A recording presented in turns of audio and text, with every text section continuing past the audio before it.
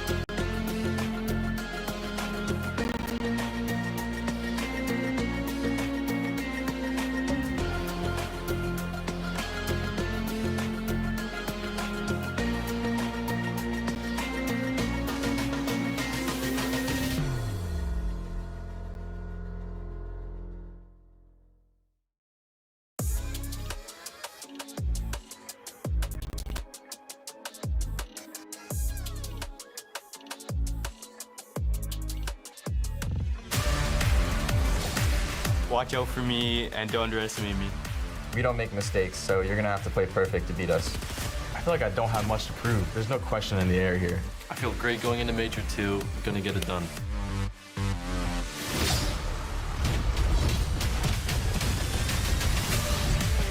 Our experience is through the roof. Been on every stage, been in every moment. 100% we have what it takes. I've got everything planned out. I don't make mistakes. I'm taking home the Axe of Champions. NA East, I'm about to show you what a real NA West player can do. Like, I feel like everyone knows I'm here. NA East or NA West, doesn't matter. I'm still on top. Let's go, boys. Major 2's mine. Let's go. If you could test me, it's just gonna go bad for you. Let's go, baby.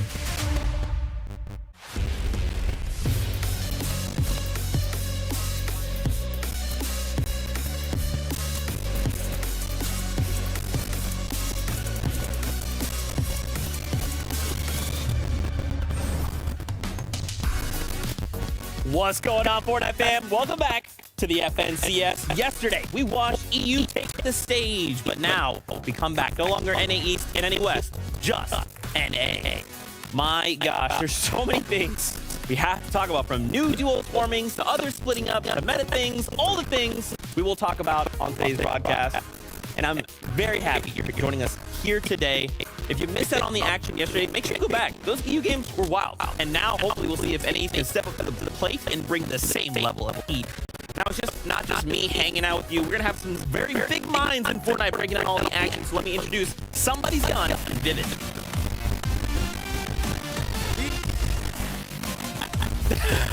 Guess who's back together on the stage? It's us. There you go. That's crazy. We're back once again. We watched EU go absolutely wild yesterday, and now we're back to it here in NA. What do you guys think? How you feeling? Feeling really good. I'm excited to be back, see exactly how these games play out. And I mean, you already hyped it up. We have one region that is now North America, and a couple of players that are ready to show they're ready. Gotta step up to the play, right? NA West, NA East coming together, one region, right? All that smack talk that happens between the two regions gonna be settled this major right here, right now. Now they go head to head. I'm excited to see how it all pans out. Oh man, I don't even know that I'm ready for this level of intensity, but let's go. We got a show to do, so why don't we begin with talking about how the duels we watch compete here today. Let's just throw up the big names. Action real fast. Diretta, the first duel we do want to highlight here over on NA. I mean, obviously we can't not talk about someone like Fuga, a ridiculous accolade. Now, compared to Diretta though. Yeah, I mean, I talked about town for Fuga, last season, this season, no longer compared to Mirror. After finding so much success with them for such a long time, I had to find a new duo. Last season, that was everybody was looking at them as the best duo on the region. After that final performance, that wasn't necessarily what they were looking for. So the search began this season, and then we went through a couple of those this season, right? Tried out, including Miro himself. But ended up Diretta, and then I'm excited to see what they do bring major. Yeah, just about everybody and now settling on Diretta. I don't think you go wrong with Diretta. Diretta's a pure gamer, always ready to play perfectly, and we're going to see him and Fuga play a little more aggressively. You were telling me that they got a different play style. Maybe you got something about that earlier on, but these guys are going to be ready to play and show up today. Okay, let's talk about another duel here. We have major number one. It's Crashy and it's Hump coming back to bring in major two. What do we expect from this duo? Expect the rise, right? I feel like this duo is the upcoming duo. I mean, they've been around in this team for such a long time, but pairing up together, they really found their stride, finishing 8th last season, and now finals just recently, as well, to talk a little bit about this season. Won a duo, catch up. So I'm really looking forward to seeing this duo today, and one thing that I really like about how this duo plays, especially in the early game, is that they have this little strategy going on. They collect all these extra shields over by where they land and stack them up in a bush. They have a plethora of shields every single early game, and it helps them so much with Storm Surge. You're getting the early game strat there, but it might be because great solo player now starting to see it come together in team modes, and I'm really interested to see that strategy because it's harder for those controller players to hit those surge tags. Could be the reason why they created that strat.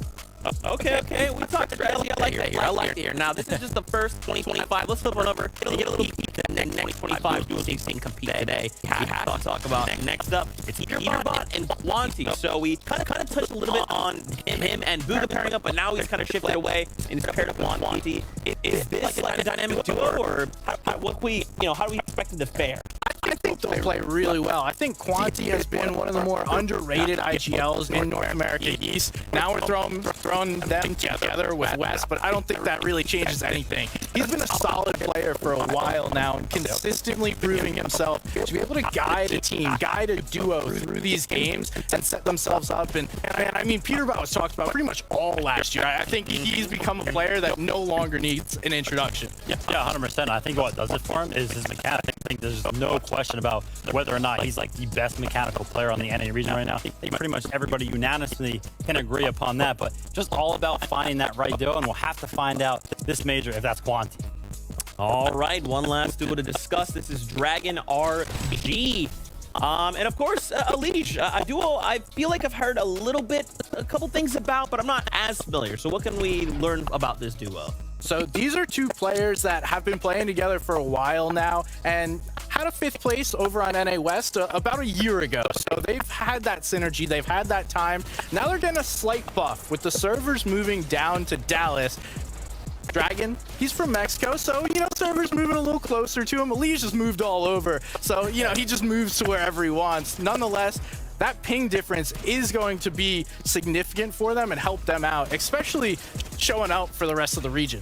Yeah, 100%. I like the fact that you mentioned ping, right? Because that can play a big factor in the mechanical aspect of the game. So hopefully this duo will be able to show some of that off today. Of course, landing over at Citadel as well. I'm pretty sure they're going to be uncontested. There's a couple question marks surrounding that, so we'll have to wait and find out.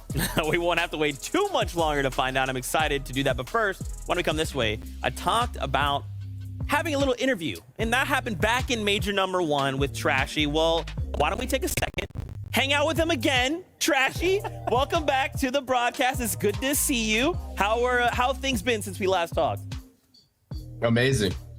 That's fantastic. So I got to ask, man, what have you learned from Major 1 that you're hoping to bring in here to Major 2? I've learned a lot of things. One thing is chemistry with my teammate and just playing the best together. And of course, you guys do have that duo Cash Cup win. How are you guys feeling as a duo along with your coach, of course, coming in to week number 1 and of course making finals as well, which is great. How you guys feeling? Confident? What's going on there? I'm super confident. I feel really prepared. Awesome. Glad to hear that. You guys have started working with a coach a while ago, and why did you decide to do that, and who are you working with? Yeah, we're working with Chocolatin. He's a crazy EU coach, and he's helped us so much. It's actually unbelievable. How are you guys finding the NA East, NA West kind of clashing of styles, of duos, all of it? How's that feeling for you guys right now? Honestly, it's not too different. The competition is a little higher, but I think we'll still dominate. All right. I love the confidence. Trashy, for those out there that maybe don't know who you are, where can we find you? Pretty much on all socials, it's TrashyFN_. Awesome. Well, hey, man, best of luck in today's games. We'll catch you later. Thank you so much to Trash for hanging out. Now, of course, we did touch on this a little bit yesterday, but there have been some zone changes in Fortnite, which we don't see too often. Why don't you guys break this down for us? Yeah, so pretty much the premise of these new zone changes is that there are now 3 new zones throughout this Fortnite game. However, the catch here is that there are still the same amount of moving zones as there was last season. So all these additional zones have been added in the early and the mid game, which essentially means that it's a lot less forcing, right? That mid and early game takes a lot more time to kind of get through, which means that players have a lot more time and area to kind of work with in those types of formats in the game.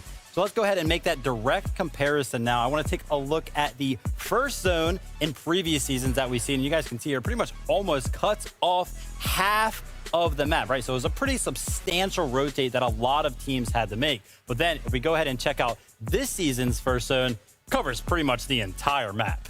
And that has really affected how these early games have played out. You're not being forced to move early, so you can hang out a little earlier or a little longer at your location wherever you're dropping. But at the same time, there's now combat caches, those rift islands that are to play for in the mid game that are forcing these rotates and making these players move faster. Yeah, a lot more time to, you know, farm those resources, farm all that loot and everything like that. But of course, these zone changes are not only happening in the early and the mid game, also changed up these moving zones. Let's go ahead and compare moving zone. Let's first take a look at this season specifically. As you can see here, that first moving zone is going to be that smaller one on the right side, right? It's pretty much hugging that zone, so you don't really have to go really any distance. But then if we take a look at last season's movie zone, this one put itself off actually into the storm, right? So it was very, very hard to traverse that. End games were a lot more brutal because of that. But now, this season, right? Look how close they are. You can pretty much use one kinetic blade charge and you're already in that next zone. Or just a couple of boxes will get you in there. Yeah. If you're right on edge, it's not too difficult to make those rotates. So we're going to see these teams come into these end games stacked because of the slower zones, taking it a little easier as we go into this end game. So everyone's going to have a little more mats, a little more heals, and it's going to come down to how exactly they play this. And how has this kind of impacted the meta? Like, what have we seen develop recently? Well, SPG kind of hit the mark, right? These zones are less punishing, so every single team just has more resources. And as a result of that, you know, these zones are a lot less forcing, so teams aren't necessarily taking as many fights. They don't need to find those refreshes. And as a result of that, like I just mentioned, not as many fights are happening. And basically what that allows every single duo in the lobby to have is a plethora of heals, right? Because they're not using them in fights. They already have the materials that they need for every single moving zone going into the end game. So we just have teams that are stacked out of their minds. And, you know, when that final zone closes, they're all just like, hey, I have all these heals, might as well use them. So that's why we're seeing so many heal offs.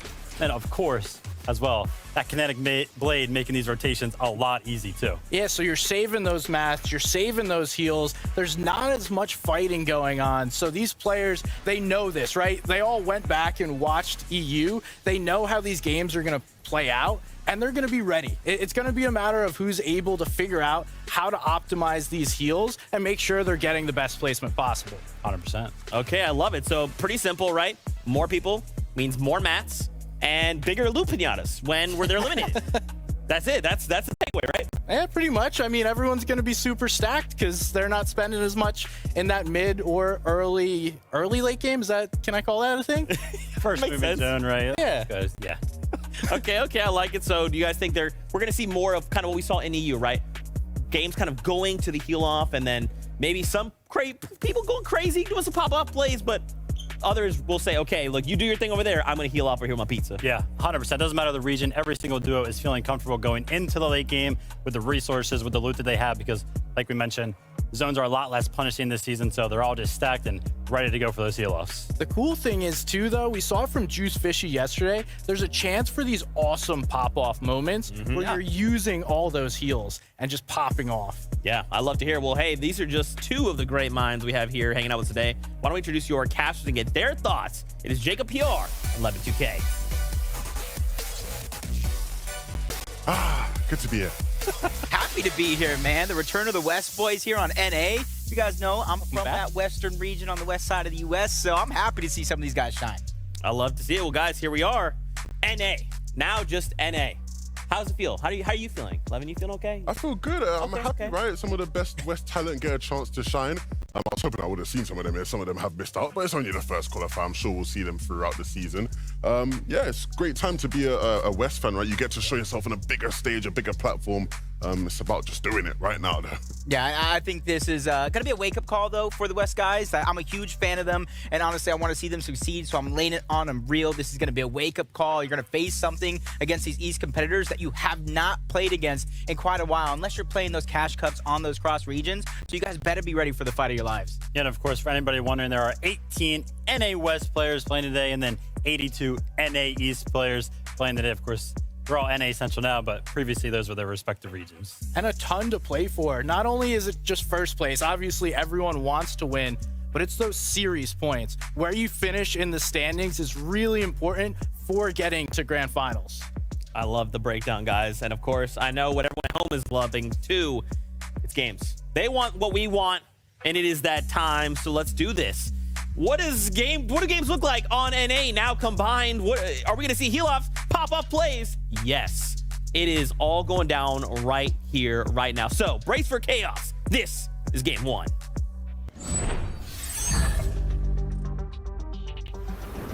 I can't believe this is only game number 1 that we're about to see. And if I was sitting down, I would be at the edge of my seat. Look, it's a great time to be a Fortnite fan in North America.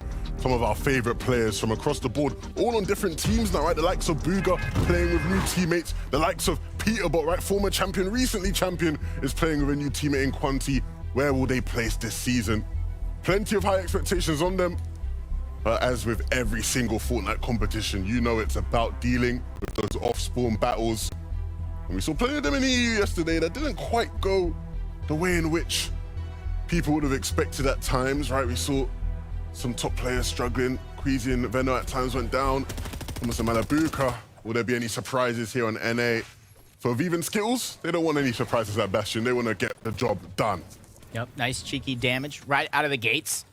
You're mentioning off-spawn battles you guys already saw with that nice wide angle of 3 teams landing here. But that southern portion of Brutal Bastion, there's so much more loot on that side. And for the team, it's least contested on that side as well. So not too much to work with. That's a Vive Skittles, though. That's going to be on the north side, trying to claim as much of that as possible. Cease and Tragics on the south. And then Desma and Dorito just trying to take in the scraps on the northwest portion of Brutal Bastion. Whatever's left of it, I should say. But for everybody else, you can already see with the ODM gear in hand, if you don't have that mobility, Brutal Bastion, one of the few places on the map that does have multiple static launch pads. So if you don't get your Kinetic Blade or that ODM, you at least have a backup plan on Brutal Bastion.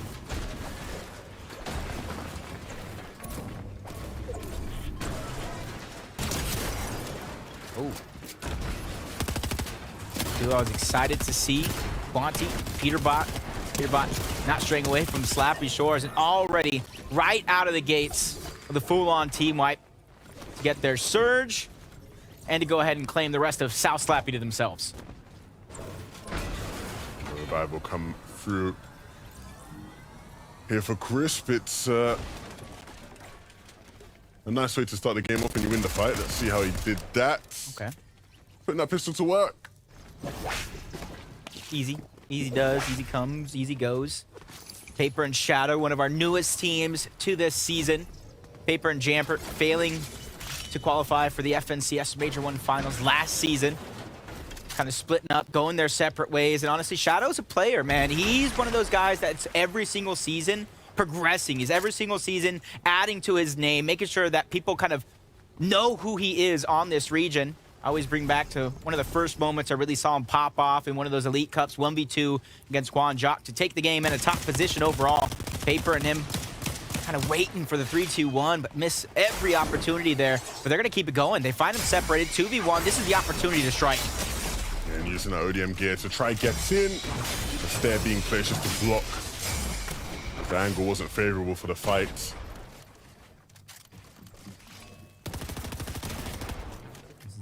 Death and Tahi just maneuvering around. They were separated moments ago, but instantly get in the same box as soon as the fight does begin.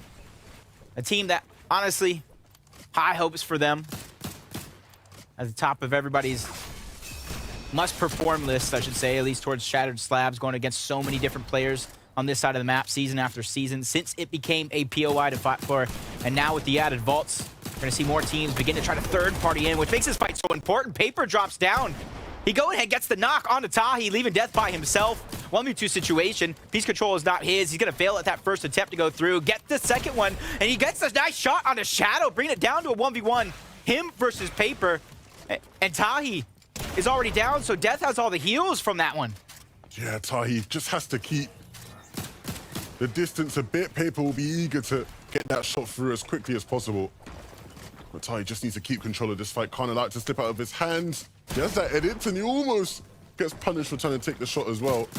Just slips away by crouching down to the left. Some nice movement there, but you see with no materials, it's just a matter of just mantling around all these builds to get through everything before a quick ascent up the hill, in which he will farm a tree to get some materials. The Paper is ready and waiting. He knows exactly where he is as well. He sees him, he spots him out. Down the ramp. Paper's doing a good job of fighting back from the low ground as well. Something I mentioned early on with the vault being over here towards Shattered Slabs. A lot of teams begin to try to rotate in, whether to get the key themselves or just to kind of get the scavenge loot that might be left behind. So the longer this one takes, the harder it's going to be for these two solos, not only to survive, but get their teammates back into the mix. And Paper's even using his game-tying augment right out of the gates because he knows how important the shield and HP actually is.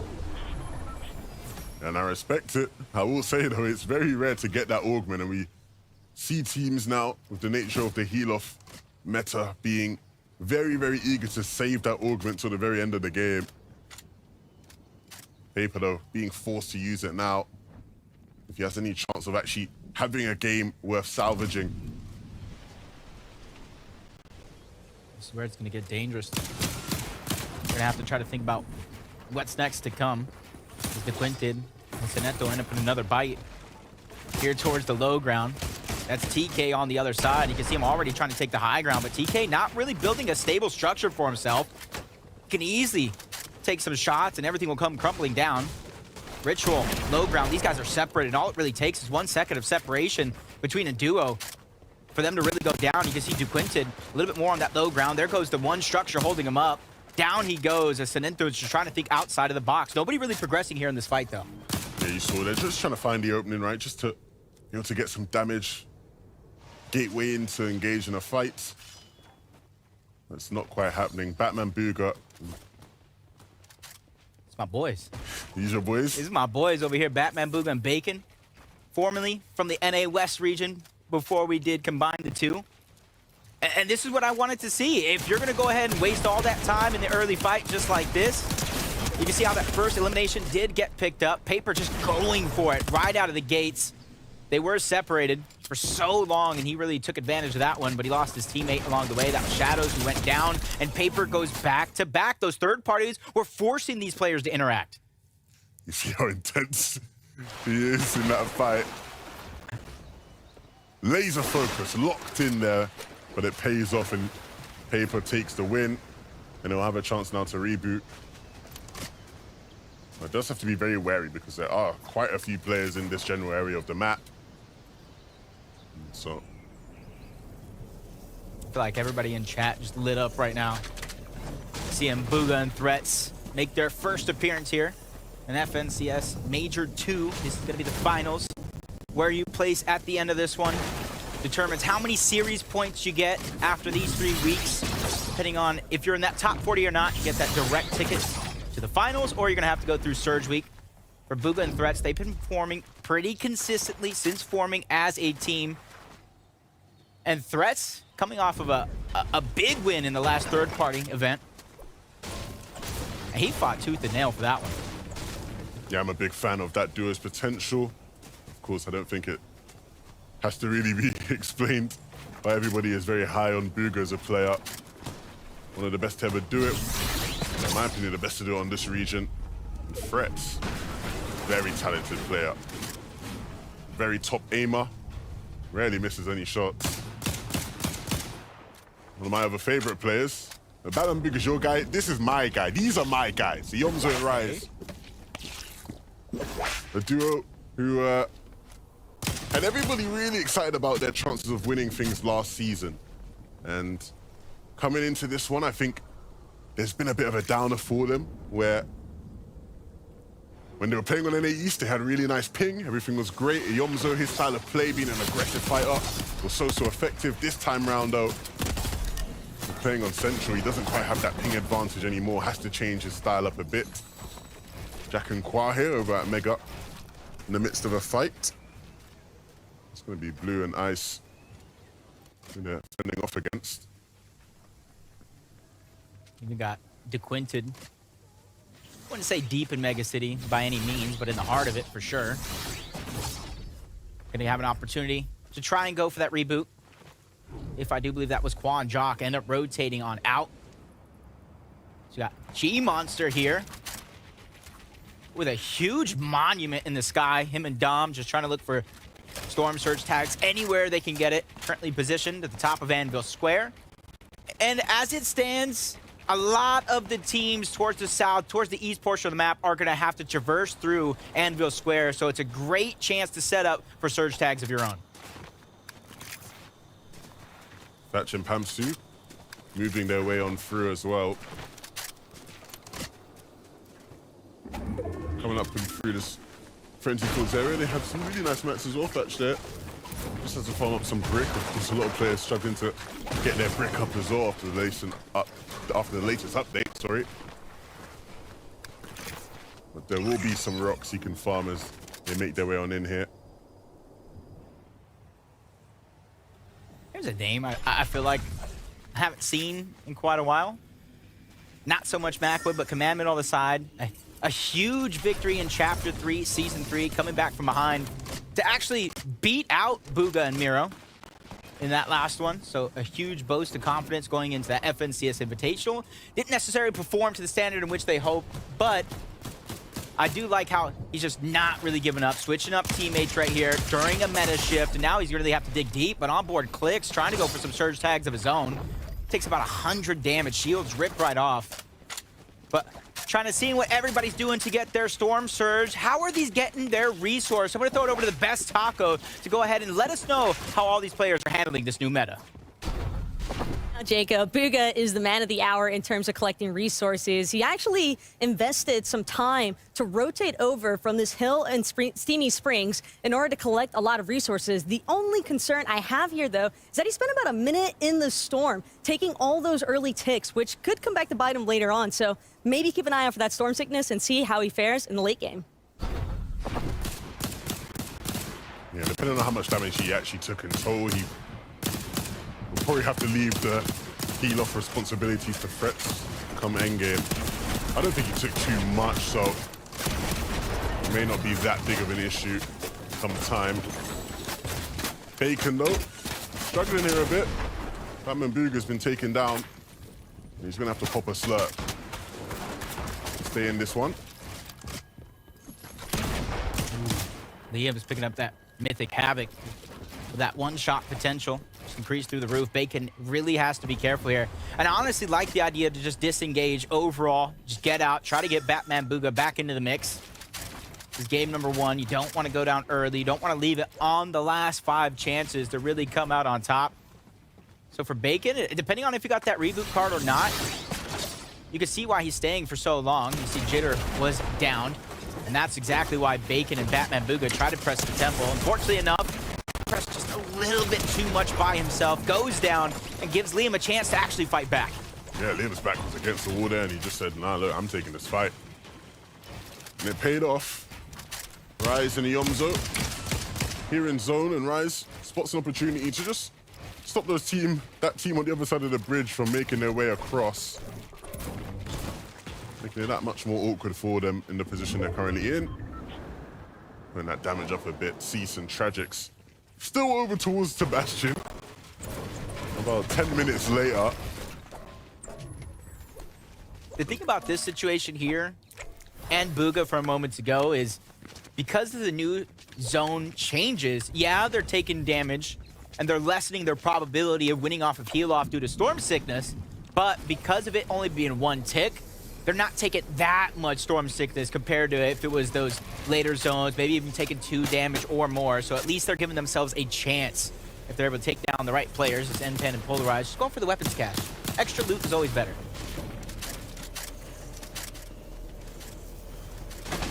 Going to be uncontested going for that one as well. But you can see the common trend from this early game, and hopefully these players are going to learn as the day does go on, is that storm damage that they're taking. And you got to notice, though, both Polaroids and NPen are both sitting by. Instead of just going a few steps forward, maybe Polarize can box himself out of zone. That way he doesn't have to take the damage, but they're going to at least get something for their efforts. You see 2 different stacks of legendary Slurp Juice. A huge tool for a lot of these players' survival through the game, but it's also a huge tool in that heal off, as Poyo just takes so much damage. Another one of our NA West players playing with keyboard here. Great chance to put some respect on your name here in the first weekly finals. Of course. Right, and if you're Poyo, obviously Poyo was playing with Booga before FNCS started this season. Unfortunately, didn't get the chance to play out the remainder of the season with him. And so if you're Poyo, you want to prove to people, hey, look, it didn't work out with me and Booga, but I am still someone that every top player should be wanting to play with. And there's no better chance than to show that here on this stage, here in Qualifier 1 as well, and everybody's watching. You can see Defiable and Kinzo finished as the highest ranked duo from the former NA West region during round 2. So at least goes to show that they're trying to progress, they're trying to adapt. And the biggest thing to me is their overall aggression from NA West versus the methodical, strategic style of play that NA East harbors.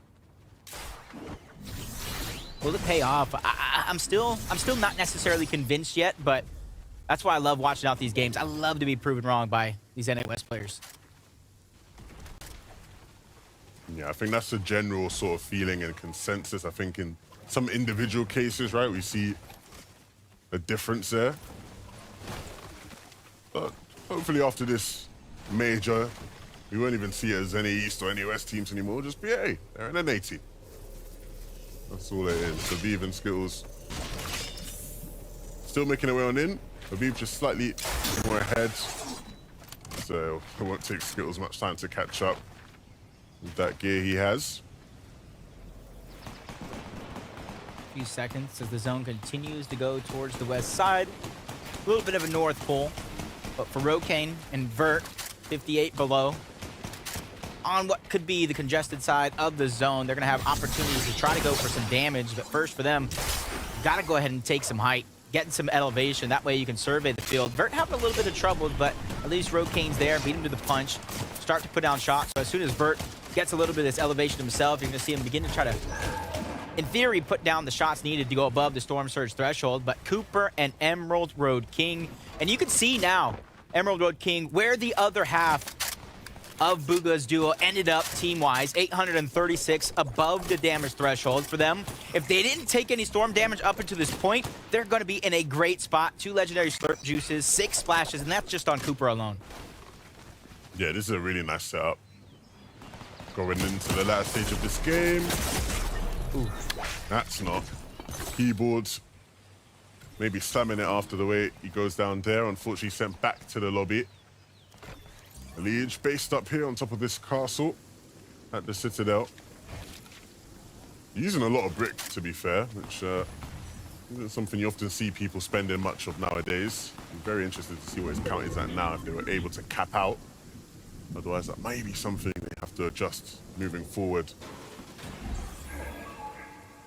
But this team, thanks to, SBG and a little bit of the knowledge I have of my West boys, we got a little bit of buff when it came to the ping, so I'm expecting a little bit of a buff performance coming out of them because they are definitely one of the top teams in the region. The key thing, right, is that it just gives you an opportunity to play a play style that maybe is a bit more aggressive. Yeah. Right? You know, going into fights, you're confident in taking walls. You can't allow it to cloud the way you play completely. Looking at the zone right now, we got a little bit of water in this one. The more important thing is the different elevation changes through this next terrain as TK and Ritual got themselves a congested side on the south side of the zone. Luckily for them, they don't got far to move, but at the same time, there's so many other teams stacked around them. Just grabbing the rest of the slices of pizza, thanks to game time to go ahead and traverse through the rest of this one. Only 22 above the damage threshold. That's going to allow them to kind of have a little bit of flexibility, but not too much, because as soon as they drop down, they're going to have to look for it. But as I say that, 139 above, giving them more room to work with. Not much room. They need to get aggressive onto this team here and start doing some damage. The opportunities are there. They can hear them fighting if they pick their window carefully. There'll be some damage there to be dealt. Jeff is literally on the other side of this cone. You can see TK, Ritual just scouting it out, figuring out what is exactly going on. And I think now that they've gotten a sniff of it, they know, look, Jeff is right here. We can't play into his hand. We have to keep our cool. Katanas will come out as they make their move onto that zone. Kind of what Vivid was talking about, though, when he was breaking down a lot of the zones in the pre-show, is 1 or 2 kinetic blade charges you're going to get into those zones. I know he was more so referencing those moving zones that we're going to come into about zone number 9, but you're going to see that a lot of these players are able to save a lot of the resources, save a lot of the mats due to the new changes, and it's about kind of who plays perfect. And that's the thing with this new meta. You have to play as close to perfect as possible. Coming down to the wires, Ledesma 234 below the damage threshold. Perfect is right out the window for him. And Doritos, it's all about survival. They got Shore, they got Day. And the return of Day, that's what this season is looking like. But he gets boxed up, tagged up, knocked down as well. Shore's going to be left by himself to try to survive. He's able to fight back. He gets at least one elimination for his efforts, back-to-back at that, keeping him and Day's game alive. But not for much longer. Sure, did his best. But unfortunately, there were players waiting. That's the nature of this game. When all these players are so packed together, the margins of error are so finite. The game must go on. The zone pulling towards the west. And that's going to leave the majority of the teams in this lobby waiting desperately to try get in. The Fireball popping that snub just in the nick of time. And the Chug Splashes will get him up just a bit more as well. But he's a solo in this game, and in fact, he's no longer in this game. Tries to take the Angel, and it doesn't quite pay off. Elige, if he's aware, he will be able to take a pulse rifle from this. I think he'll look for it. And yeah, he'll quickly pick that up. Everybody wants that pulse rifle in inventory. I don't think he meant to use the Kinetic Blade in that manner. Gonna have to tank a couple Chug Splashes again. Just maybe a bit of panic there. I've done it myself. But finally getting into the zone. But has to move a bit more if he actually wants to be safe in the zone before the storm catches up on him again. Thinking of Liege right now, he's tranquilo, needs a little bit more paciencia. He needs to be patient in these situations, and that's why you see him fumbling with that Kinetic Blade. And another thing, with this ping differential, your timings change up so much from editing to even using something like a Kinetic Blade. But if anybody can really make magic happen, it is going to be someone like a Liege. So many fans, so many supporters out there giving him so much energy, trying to root him on. But Nounsy and ZZ over on the other side, they got high ground for now, but this is where the zones are going to begin to move. And you can see a lot of those teams on the south side, they don't got much moving to do, but for Nounsy, he has to go ahead and fly across all that madness that is the low ground. Yeah, Snake and Mega, they are down below. They're buried beneath so many teams right now.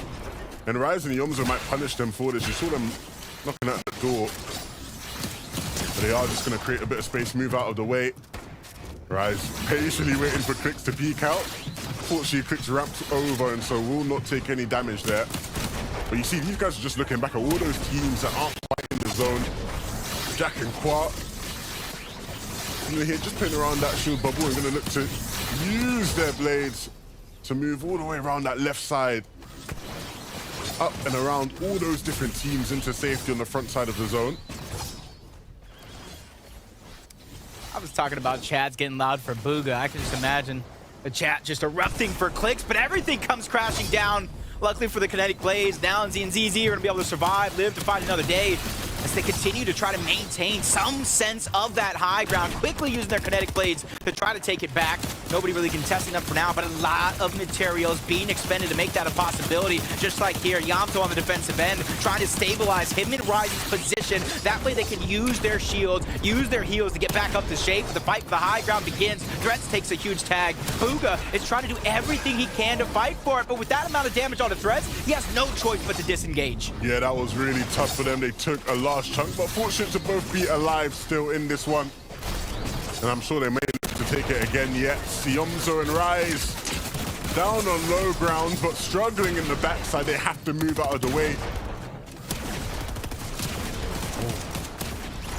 Great fight right now from Jock. Great shots, hidden quad playing great into the same box. Sometimes it's hard with only one cover, two players, both of them trying to edit. They've been playing together for so long. Chemistry is just out of this world. But a team that is playing like they've been together for so long. Clicks and Dukes outlasting everybody. I said Dukes, but it's actually Sentin Soup come home. Excuse me there. And they're doing so well together. IGL, and that's going to allow Clicks to focus more on being a fragger. Yeah, they've been playing a lot better of late, and maybe we're starting to see the results manifest out of it. Clicks connecting onto Yomzo there, and I believe that was Rise as well. No, it was Mega that falls as well. Big shots, big damage being dealt by Clicks, and it allows him and Soup to just keep moving forward as the tarps come through. everything now. Look at Peterbot here with Quanti. They're still up in this one, and it's hitting on Acorn. That's the reigning champ that they're picking up. And again, just gonna look to top Brown, claim this layer. Rise is the one on it. They have to push him off, force him down. And unfortunately, he doesn't have any mats. So that's gonna be his end, you'd love to think. But he's still managing to stay alive here. Ariel is playing a huge role in him not getting stuck on that low ground. Quickly use the kinetic blade charges as soon as they come up. Bacon, we saw him last as a solo, found a way to get Batman Booga back into the game and get 8 eliminations as a duo. Mythic Habit pump in hand, turns, tries to take out one, but he falls, leaving it all up to Batman Booga. He says, I got the reboot on you, don't let me down. Staying alive and just barely one tick away from going down in the storm, and needs to be careful dancing, turning around. He lost the piece, but he still stays alive. Has the right hand peek, but gets taken out from behind. It's ZZ that picks up clicks as well. Moving back into the safe zone, has to quickly run in, scurry in and build above. And just makes their way in. Peterbot and Quanti. Quanti, I believe, has started to heal off, and so Peterbot's job right now is to make sure these two have no chance of paying for a heal off, and it looks like Peterbot's doing just that. Picks up one, looking now to try and close it out, and couldn't do it against Nounsy. Nounsy wins the fight, gets the trade, but Nounsy doesn't really have heal off, but the Quanti's run out as well. It's just about who hits the shot. Who's it gonna be? Quanti 1 HP and barely survives, hits the last shot. And it's Peterbot and Quanti that pick up the first game here in NA. Wow, magnificent sides right before our very eyes. And it's only game number 1. Great job to Peterbot, though. He stopped that heal off from even being a possibility. It had me shaky there at the last moment when he went down and that siphon went over. But great job all the way for Quanti for timing those heals perfectly. Yeah, look, timing it perfectly. He left it a bit late, right? You saw started going for heal off a bit too early, maybe. And so had to make up for it by just running back in and winning the fight. Didn't lose his cool. And it came down literally one more tick. If he didn't hit the shot at that timing that he did, it literally would have been over. It would have been wraps. You see here, right, once Peterbot got picked up, look, 3 seconds here. Wow, 5 HP and hits the shot right on time. And a great start for a team that is very much, you know, a favorite to potentially come out and win things this season and showing us their intentions here in game 1. Yeah, it's honestly a great sight to see that it went down to a 2v2. No more minute heal offs here on NA. Great job for Peterbot and Quanti to stop that one short and hopefully take first place on the leaderboards. We're going to throw it over to Zeke and our great friends to break it all down. That's what I'm talking about, baby. That's the Fortnite of old. Yesterday, I asked the question, was the solve to the heal off aggression? Turns out they said yes. Yes, it is, Zeke. Yes. I mean, of course, leave it up to Peterbot, right? Somebody that we literally just called, like, what was it, 30 minutes ago, the best mechanical player on NA, to find some of these eliminations, to find some of these refreshes, and kind of force this endgame into a 2v2 situation, which, of course, Quanti clutches up. Huge win. First win on NA for Peterbot and Quanti. The first team ever to win an FNCS qualifying game on NA. And Peterbot, bruh, what are you? It's just incredible what this guy does game after game. And shout out to Quanti, icing those veins, just taking it home and making sure he hits that final shot. I mean, listen, it was close though, right? He did hit the final shot. I think there was like one that he threw in there that was maybe a little bit of a miss. Some red eye shots going a little astray, but that window right there, 1 second window, 5 HP, still found it, and we'll find them at the top of the leaderboard, 81 points, Zeke. I mean, it's looking pretty good, right? No one freak out. This is just the first game on the day. And as a reminder, we are playing here for series points, right? After 3 weeks, we'll take the top 40 from the series point leaderboard, and they will go straight to finals. So a lot of these duos really looking to try and place top 10 would be huge after this first week. But as we start to look down the list, guys, I just gotta say, seeing, you know, and we're gonna harp on this a lot because remember, NA just happened. This merge just happened. Seeing NA West players that I'm so used to seeing and then seeing NA East names on one leaderboard, it feels awesome. Hey, it's good. A duo that we've seen a lot, though, throughout history's past, right? Yamzo and Rise duoing up now. They were looking good that game. They were. I was pretty much guaranteed by an Yamzo Rise fan account they're gonna finish top 3. So I mean, they've pretty much done it every single time they've played together, and just the consistency we see from these guys, understand exactly how to play these games. And Rise did a little more. We were all watching this like he should have gone down a couple places earlier. He was absolutely moving here, making sure that he kind of utilized every single thing that he had. Aerialist, the kinetic blade recharges as soon as they came up, make sure he went up in the sky, making himself a very hard target to hit, and picking up just a couple more placement points. We'll find them in the top 10 leaderboard simply because of that solo clutch. So dope. How are you guys feeling coming in? So obviously we had 6 games from EU yesterday, coming in now to NA. How do we feel like the regions maybe differ right now? Obviously the gameplay is going to look similar, but I feel like there are a little bit of nuance that is different. Yeah, I think the difference is EU is typically known as more aggressive, and NA tends to reel it in when it comes to Storm Surge. But in the end, that meant everyone had a little less heals going into the end of the game, a little less material, and that's pretty much why we saw this game end earlier than we've seen. And if that's any indication, I'm very happy to watch 5 more. Yeah, I mean, 100%. I think in EU yesterday, there was Storm Surge going off in that 5th zone, which of course is that 78 player threshold, but we straight up skipped that on NA, right? There was so much aggression in that early game, so they didn't even get to see that threshold actually kick off this game. And for me, you know, when we do take a moment to highlight Storm Surge, it felt like there were so many duos that they were just out in the storm, right? How many duos did we just cut to, and they're just taking ticks and ticks and ticks? Remember, storm sickness is a thing. What is that all about? Well, I mean, Storm Surge, of course, it's a running count, right? You have to take 600 damage before that starts to kick in. But let's talk about, you know, Storm Surge and Storm Surge strategy, right? New season, all these new zones. But one thing that stays the same is, of course, Storm Surge strategies. Let's take a look at Batman Booga's kind of position here, right? The reason why he is positioning himself here is because look at this. All these teams on this congestion side, he knows they're all going to be coming in this way, and he is preemptively already in that position, waiting for them to make sure that he can kind of get those tags as all of those duos are kind of rotating towards him. And they're all the way up on that mountain. So we can see right here, this is a perfect view of what they see. They see pretty much the entire lobby right now. And while everyone's rotating in from the edge of zone, they're just getting picked. Batman, Booga, and Bacon are like, these are free, easy tags. Give me all these. And they don't have to worry about Storm Surge after this one. Yeah, 100%. They went to this position. They were about 100 above. Afterwards, after they get all of those tags in, it's at around 500 above. So very smart position to kind of poise up there in 3rd place because of that. So absolutely insane. I'm telling you, man, aggression, aggression, aggression. That's what we like to see, NA. Let's get more of that. And I think we have 5 more games.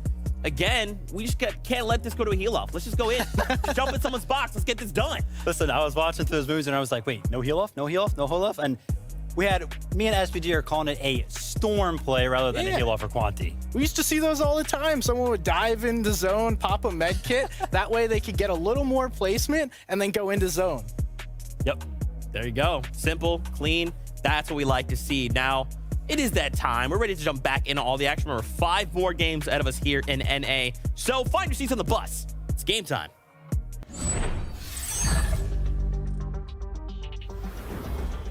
With game number 1 done, game number 2 begins. And for all those players that might have been a little nervous, might rethink their strategy, because here it is, with everything on the line, Levin, practice is over. Hey, look, you can't afford to rip it all up just because game 1 didn't go your way, right? You still have a bunch more games to go. And I think if you're a team that made it to this round, clearly there's something in the formula that you have going for you. It's all about making sure that works out. Now, I think the big thing, right, is being able to win your off-spawn battle. Make sure you get that part of the game done. And if you're not done off-spawn, if you don't have to worry about fighting in that stage of the game, making sure you get early surge tags, figure out who it is you can bully in your general area. Yeah, we're going to be looking at a lot of these teams to figure out who's really going to up their game. Who learned what after game number 1, because we saw something that we really didn't expect to see. It was that storm push, as our analyst called it at the end, not necessarily a heal off. Will the games continue to progress in that same manner? I'm not sure, so they got to be able to adapt in this same finals that we're seeing already. Yeah, that is the trend here this season, this major.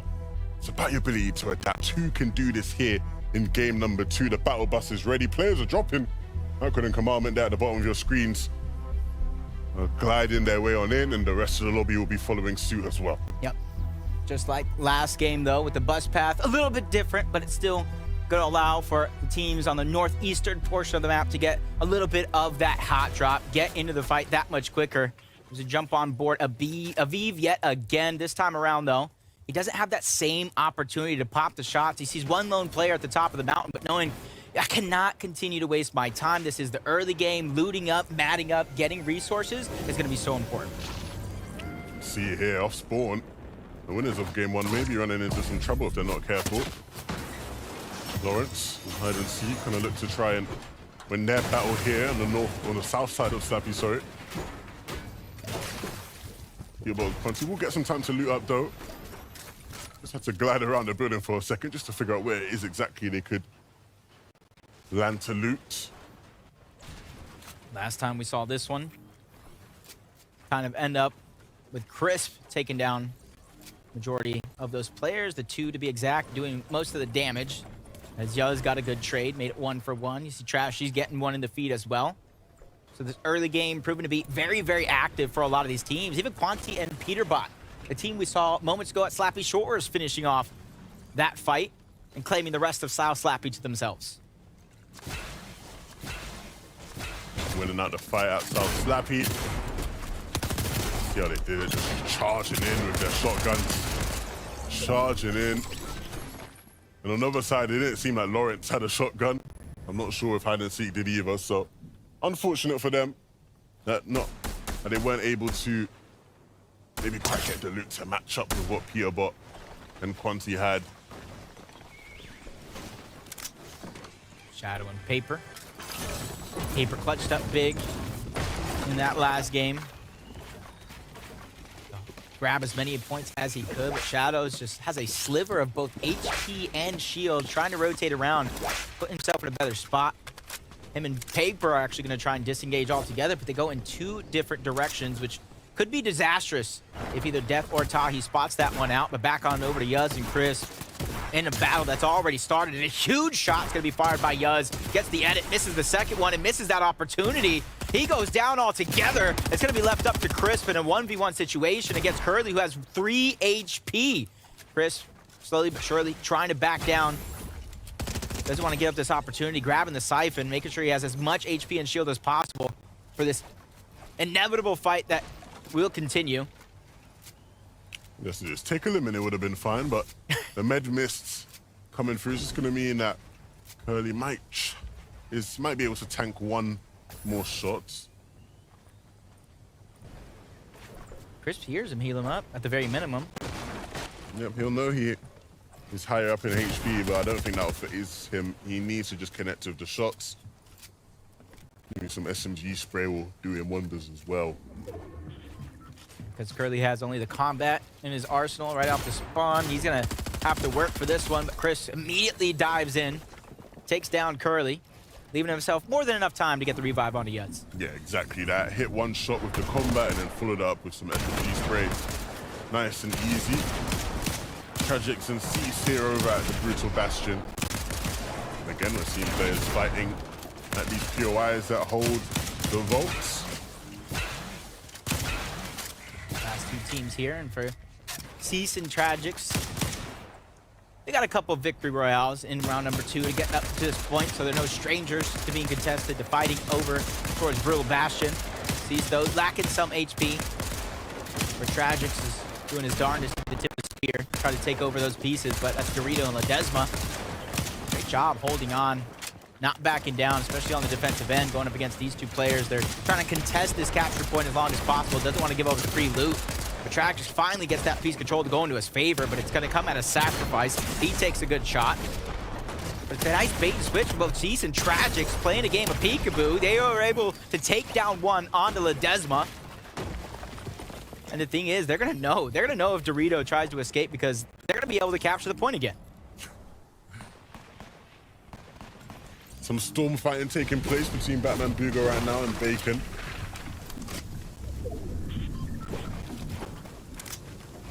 Saw Batman Booga go down a little bit earlier in that last game, but 60 points overall. Bacon did a good job of not only winning that fight, but bringing Batman Booga back into it altogether.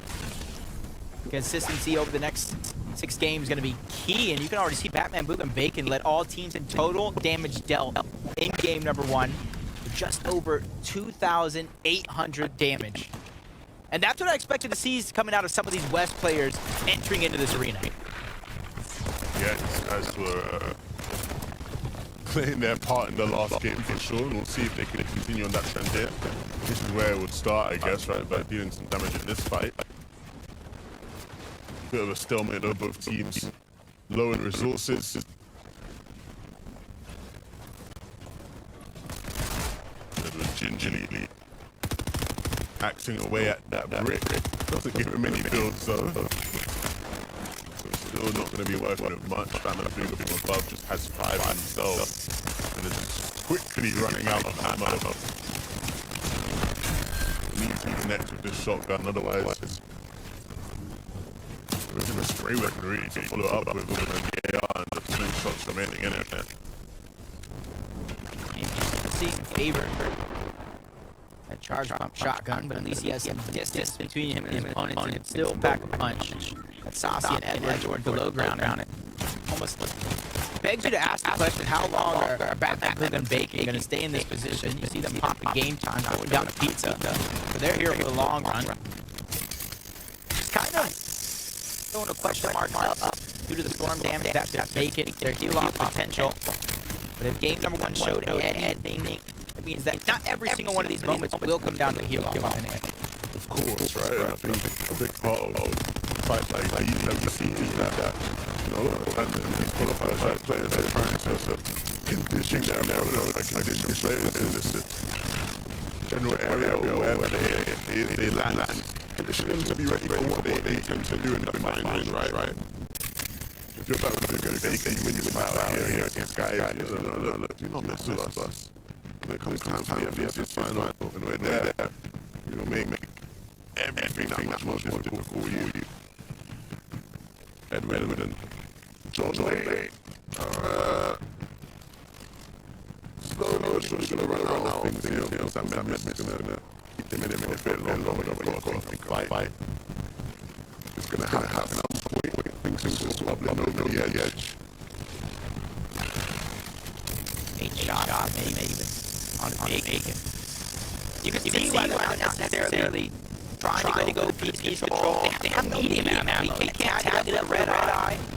Or that has a suppressed assault rifle. Either one of those really going to be useful in Bacon's inventory. So it almost makes me wonder, like, just with the zone pulling towards east. You almost disengage, play a bit of mind games. Maybe you can turn a last possible moment. They're choosing to stay. Playing mind games is staying. That is playing mind games in this situation. If you're going to threat playing a certain shit, it's an attempt at threats attacking one side going to be the other. Hopefully threats was able to line up some shots. It's pretty good played. There's a distraction. Finally going to get the fight, and it'll be Batman Boog and Bacon that win out that battle. Get out of the limb. Got Batman Boog held that charge in hand.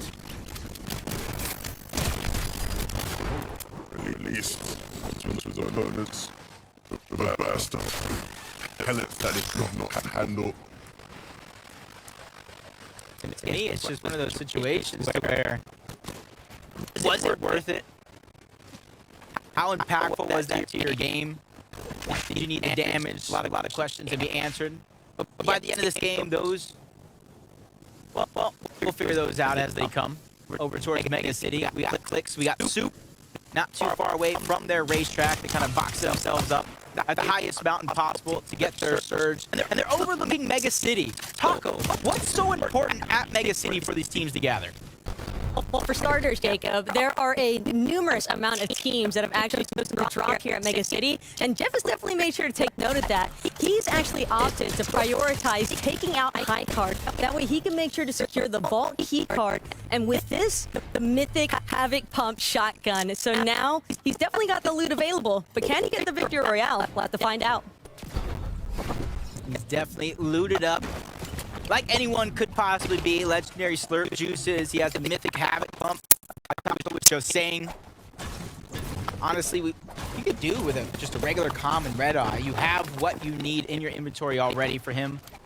It's just about not taking that Storm Surge to give yourself 2 different win conditions. The win condition of just taking over the game like we've seen in game number 1, and then the meta win condition, which is heal off.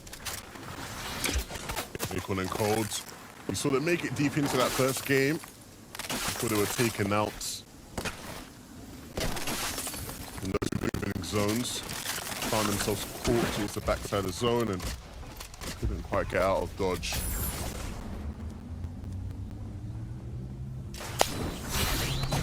Reboot coming out over towards Anvil Square, and that's why you see D-Roller and Jackson sacrificing some HP and shield damage.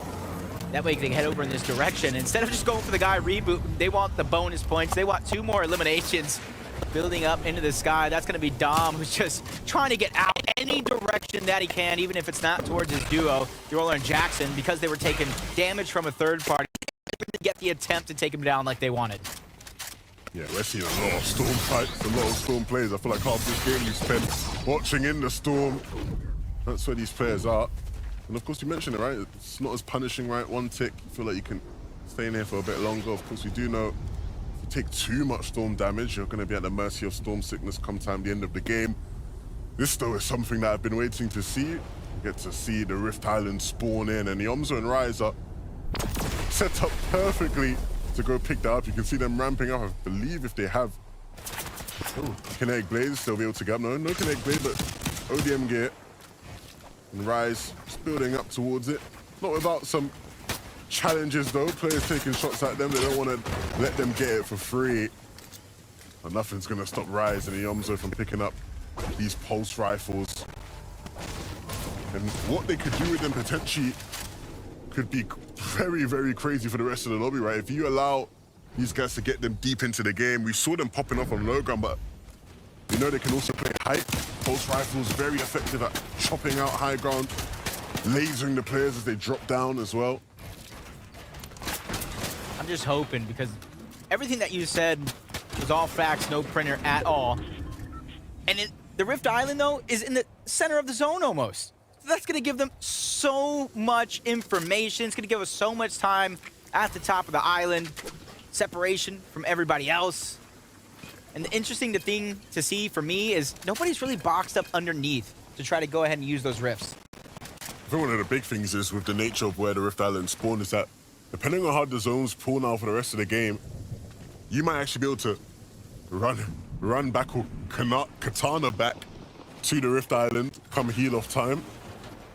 And there is going to be plenty of spare loot up there, I'm sure, that you'll be able to use for heal offs. You're right. I just took a look at the zone.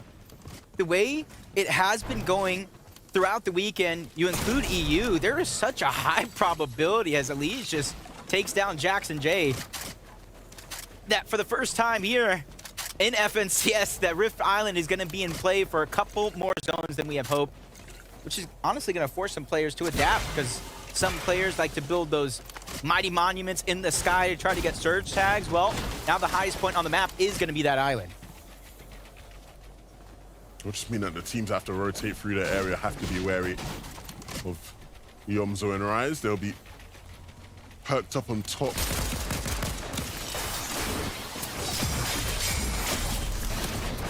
And some nice ODM gear limbs coming through from Bacon there. We saw a bunch of those yesterday in EU, and one of the first of many we'll see here on NA as well. Yeah, man, Bugo's only a matter of time. Ramping up. He's one of the duos right here between Bacon and Batman Bugo that I feel like just needs time on this combined region. And they are going to be one of the top competitors coming from the west side of North America. Jock and Qua. You kind of see their loadout. Isn't the best, but it's not necessarily the loadout, but it's the user who uses it. Men miss, splashes. At least has enough to continue to push himself into the next phase of the game. Gibbo and Quanti here. The winners of game 1. They won their battle of spawn here at the south side of Slappy, and they've not had to move all game. They can sit here comfortably, get their tags. Gearbot based up above. There's all that field of view, all that vision.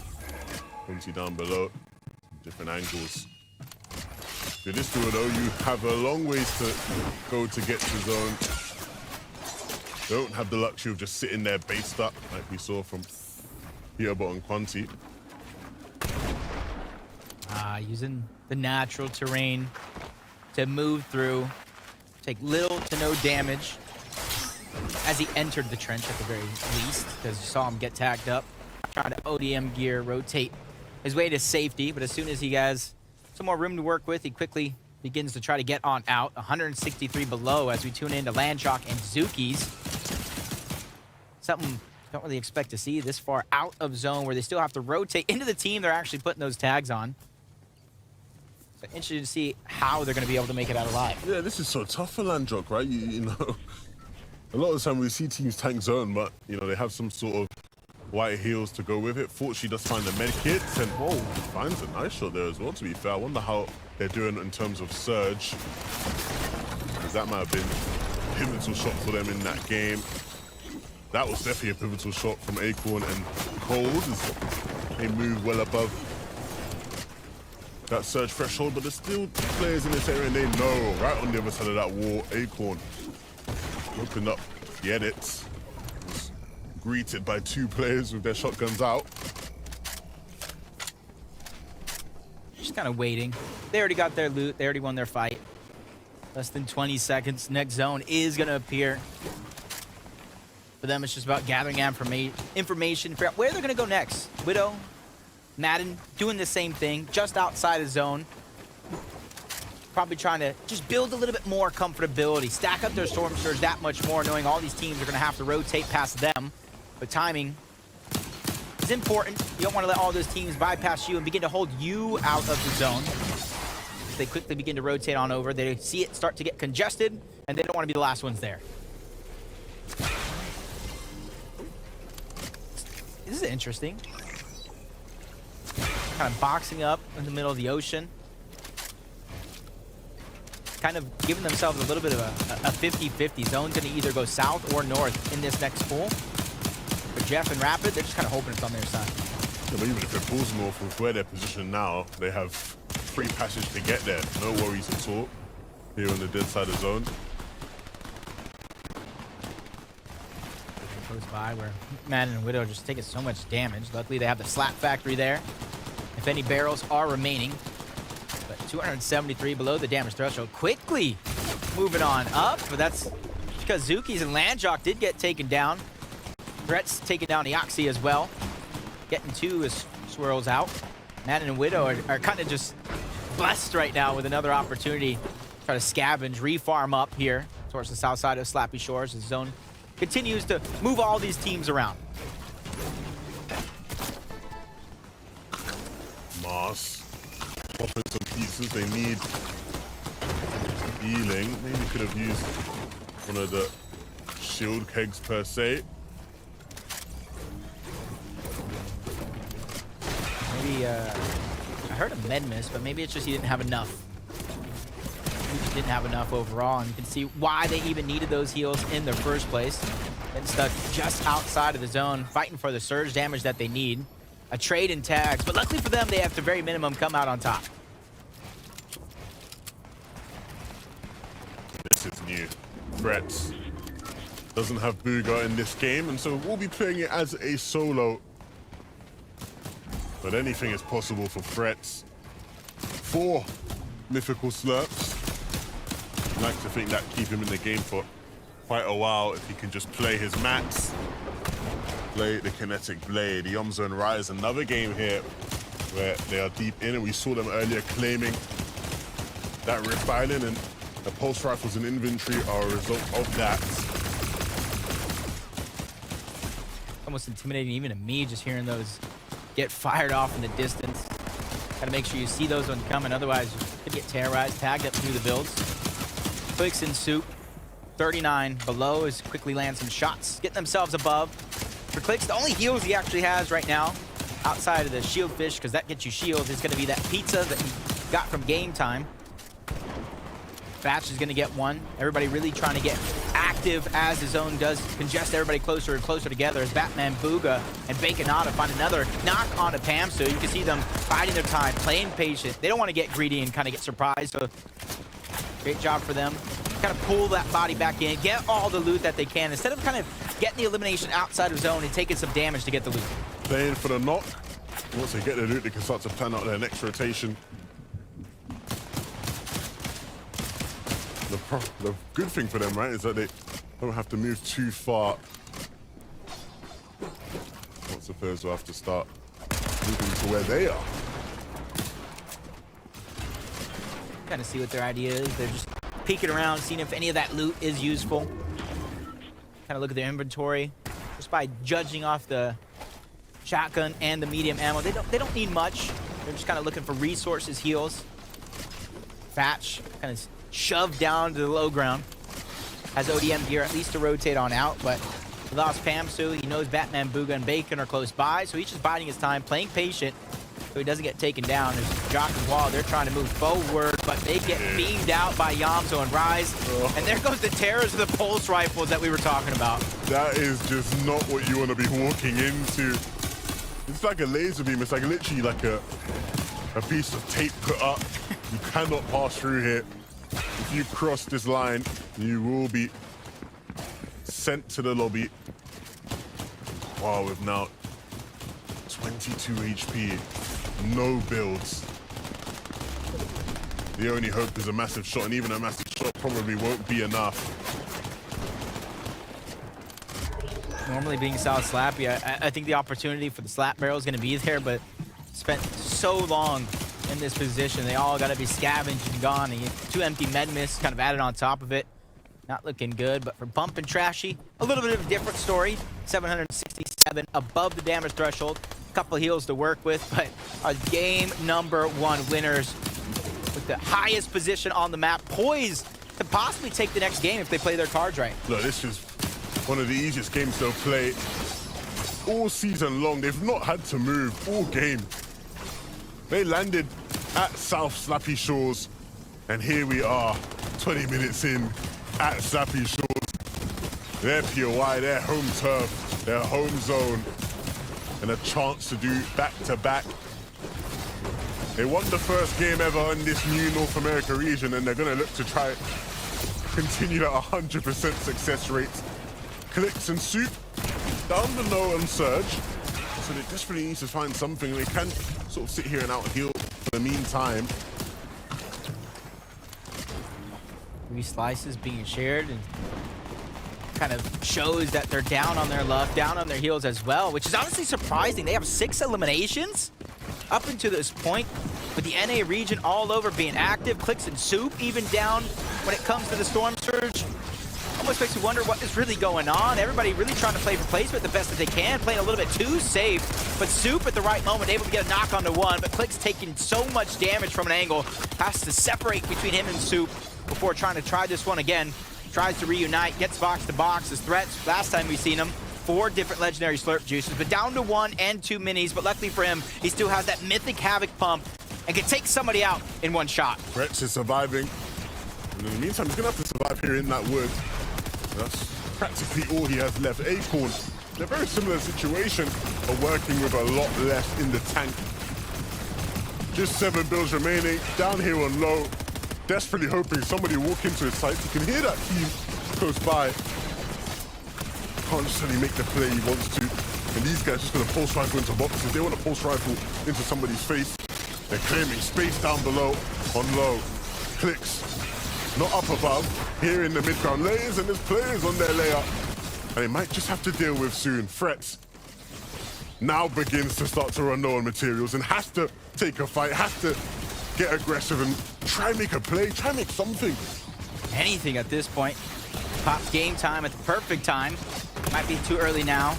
12 zone hasn't begun to move yet as Yamzo and Rise trying to terrorize everybody. Depending on how much damage damage they have taken to Storm up until this point. They've given themselves 2 different win conditions, take over the game, go for heal off, and Batman, Booga, and Bacon have stabilized their position down on Surge moments ago, forced to use their men miss. But for them, for how long they spent in the zone very, very early on in this game, they have to go ahead and frag out. And if they want to frag out, they have to drop to low. And if they drop to low, they're going to be in the faces of the Yomzu and Rise. And we know how those guys are feeling. Forced back up. Bacon was waiting, and Bacon is hitting big shots. Polarized gets taken out, and the kinetic blade will move on up and back into the zone. But unfortunately, that will be his demise. Trashy and Pump will begin to fall now as well. It's Trashy who's left Pump in a tree, takes down Cease, and he's still going. Those mats will keep him in the game. He can drop down out of that tree in a bit into safety. Acorn surviving still as a solo, no heals, 19 HP, trying to follow the zone to the last possible moment, at the very minimum, gets himself into the top 4 before going down. Top 3 we go, Rise and Yamso, game time, splashes, but Quanti has the high ground. Peterbot's there as well, but he's gonna go down. He at least took down Rise, bringing this down to a 1v1 situation, but Quanti, he ran out of heals. He's forced to drop down low. Yamso having a little pizza party down low towards the low ground, and he celebrates by taking the game. Yomzo just had way too much in the tank for anybody else to deal with. But if you're Peterbot and Quanti, second place ain't too bad, ain't too shabby. They are playing the games of their lives, but Yomzo and Rise picking up a win, and a big win for their morale, a big win for their confidence going into this major. Yeah, they're one of those teams to where once their backs are against the wall, they don't have the first 3 games go their way, they usually make a run in that latter half. But this time around, in game number 2, no slow starts for them. They are taking week number 1 by storm. Look, I talked about how they need to change their style. We know Yomzo likes to be aggressive, likes to be that guy who pops off, doesn't have the ping to do that anymore, right? But they're not struggling. They're here in the major, picking up wins. That's exactly what you like to see from that team. Yep, with 2 games down and a lot of consistency out of our top teams. Only Zeke, SBG, and Vivid could break it all down. My goodness, game 2 here from NA, going over to Yamzo and Rise. And this is why we have to take a moment. We have to talk about them, right? They are kind of a big deal when it comes to the NA server and or regions. And of course, they're showing us why. I mean, the amount of heals they had prepared for, like, these guys are just operating on another level right now. Yeah, they were running through that lobby too with those pulse rifles. They were just ready to go on low ground. They pretty much got that win condition, and like the guys mentioned while they were casting, they're either just going to run through the entire lobby or they're going to be ready for heal off as well. 100%, and I think, you know, we've seen 2 games now, and the narrative for this duo 100% has been low ground. Right? They're claiming so much space down there, and they're doing it so well, doing it together as well. I was watching this play out of Yamzo, and it was crazy because Yamzo was kind of like box fighting right there, and then I saw some shots coming in from the side. I'm like, wait, they're coming from so far away, and it was actually Rise that was all the way over there. So they had so much space claimed on the low ground, able to work with so many angles, and doing it as a duo. Not easy to do in the end game. Very, very chaotic down there, but they managed to pull it off. What is it that these guys are doing that, how are they so many steps ahead, right? I mean, kind of like to your guys' point, they were ready for anything, and right now NA feels a little bit chaotic, to say the least. Yeah, I mean, I think what we're seeing out of some duos is that, you know, the meta right now, the conversation is like heal off, heal off, heal off. But what we've seen some duos on NA is those old strategies, right? Formulaic, low ground, mid ground, high ground, and it's working. Yeah, I'm surprised to see low ground work, if I'm going to be honest with you. Because of the kinetic blade, there's that delay after you use the movement. So a lot of players wind up falling all the way down, but it looks like Yamzo Rise, they're just loving that. They're like, give me it all. And then as players fall down, they're picking them up. But another team we have to talk about is Bacon and Batman Booga, because they're sizzling. You see what he did there, right? Sizzling. I saw it. I saw it. Whole season with this guy. Love you, SPG. No, but I mean, yeah, that NA West representation coming through, popping off for sure. We broke it down last game. The Storm Surge strategy being there. The end game mechanics are there. Loving everything that I'm seeing. And it's been both of them. One game, it was Batman Booga having a little more aggressive play. The other game, it was Bacon. It just seems like these two are very comfortable in these games and clearly saying, I don't care what lobby we're in. This is ours. I feel like we're seeing so much more like mechanical plays happen on NA. Yeah, it does feel that way, right? Like another duo, Acorn and Cold, right? Putting in work now, jumping up to 2 placement points, placements rather, jumping up into 3rd. These guys are also popping off. And of course, there's a title to defend this season for these guys. So, you know, finding themselves in this first weekly finals is big ups to them, but long stretch ahead. And I think that they are proving right now that they can pretty much adapt to any meta, because this one's not an easy one to tackle, but they are making that adjustments and it's working out so far. And typically what we've seen is Cold is the one doing the solo pop-offs in endgame, but it was Acorn. I saw him as a solo way earlier in the game, and I was like, wait, okay, this is going to be so difficult. And then he wound up being one of the last players as the zones began to close. Just played this perfectly. Didn't really do too much, but at the same time, you don't need to. You just find the right layers, you find the right position, and get the little refreshes that you need. Yeah, also flexing on everybody, right? Having the axe of champions, pulling that out in the end game, maybe scaring some of his opponents towards the end game there, but no, I mean, great stuff. And again, this is one of those plays that we see, right? Like, he's holding people that are being staggered on the backside of moving zone and taking the fight to them. That is just something that I really feel like we did not see a lot of yesterday on EU. But again, like I mentioned, some of these more formulaic strategies that we have seen develop over time in Fortnite competitive, I feel like we lost some of that during this season when I was watching EU, but I feel like NA is just showcasing it even more, even in this meta. Yeah, they're just going to say, this is what we're used to, right? Like, why are we going to push this to heal off? Why are we going to let these things happen? And I think that's what happened over in EU, right? People were saying, you don't want to fight me. Okay, well, then I'm going to just amass my healing off army here of splashes and things, right? And I think I appreciate that a lot about NA. I mean, it's pretty sick. Oh, yeah. You love to see it. And then, of course, we got to talk about the team in first place, right? Why not? They did what we saw all day yesterday. Go all the way up to height, sit up there, hang out, and Peterbot and Quanti, they're doing exactly what they left off in game 1. Falling a little bit short at the end. Quanti was like, all right, I'm going to walk off. I kept asking you, Vivid, is that high? Are they at max height? Are they almost there? They're almost there. I was looking at it, I was like, they gotta be close. But no, I mean, again, right? Peterbot just showcasing his mechanics, and you can already see his his loadout going into the end game. He had no heals to really play that heal up, and he was fully aware of that, which is why he's going for so many eliminations. And then there's that leap of faith you were talking about, right? Quanti's like, maybe I can do something. Nah, I couldn't find the player at the end there, but still, I mean, second place on the game, first place on the leaderboard. It's looking good for this duo. Second is still second, right? You don't need the victory royale all the time, but those placement points, they will very quickly add up. I mean, there's a ton of names here on this list, even looking at someone like Trashy and Pump, right? We talked to Trashy at the beginning of the show, jumping up 43 places up into 7th place. That is what this duo is capable of. And again, I mean, we saw Pump also alive as a solo. I think that's something that SPG kind of talked about, the solo clutch mentality of Pump, his capability to pull those out. Second to none. No, and he just shows that every single game. Most of the time, they're gliding through endgame as a duo, and then, you know, bad stuff happens. It's not always going to be perfect. And then Pump's like, I got you, bro. Let me get a few more. And Miro and Bugha, that's how they won an FNCS, by doing that. Man, this has been so much fun, but we do have more games ready to go for us. 4 more games on NA. What more could you ask for? Well, I'll tell you what you could ask for. It's Jacob and Levin. Oh, let's go over to them.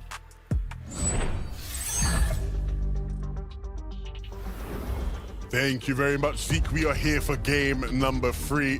The first 2 games definitely showed us that the top NA players, the likes of the former champions, Acorn and Cold, the likes of Yomzo and Rise, Peterbot and Quanti, a new duo in this stage, are here to perform, here to show up, here to show us what they can do. Yeah, and I think today is what you're seeing is the result of 2 regions combining into one. The clashing play styles going at it right before our very eyes. And that's what I'm saying. It's going to be a real wake-up call for some of these players in general, once they realize that playstyle isn't going to work in this new era of Fortnite when it comes to NA, but a different bus path this time around, which means a different off-spawn fight right out of the gates and more time to work with for some of our teams.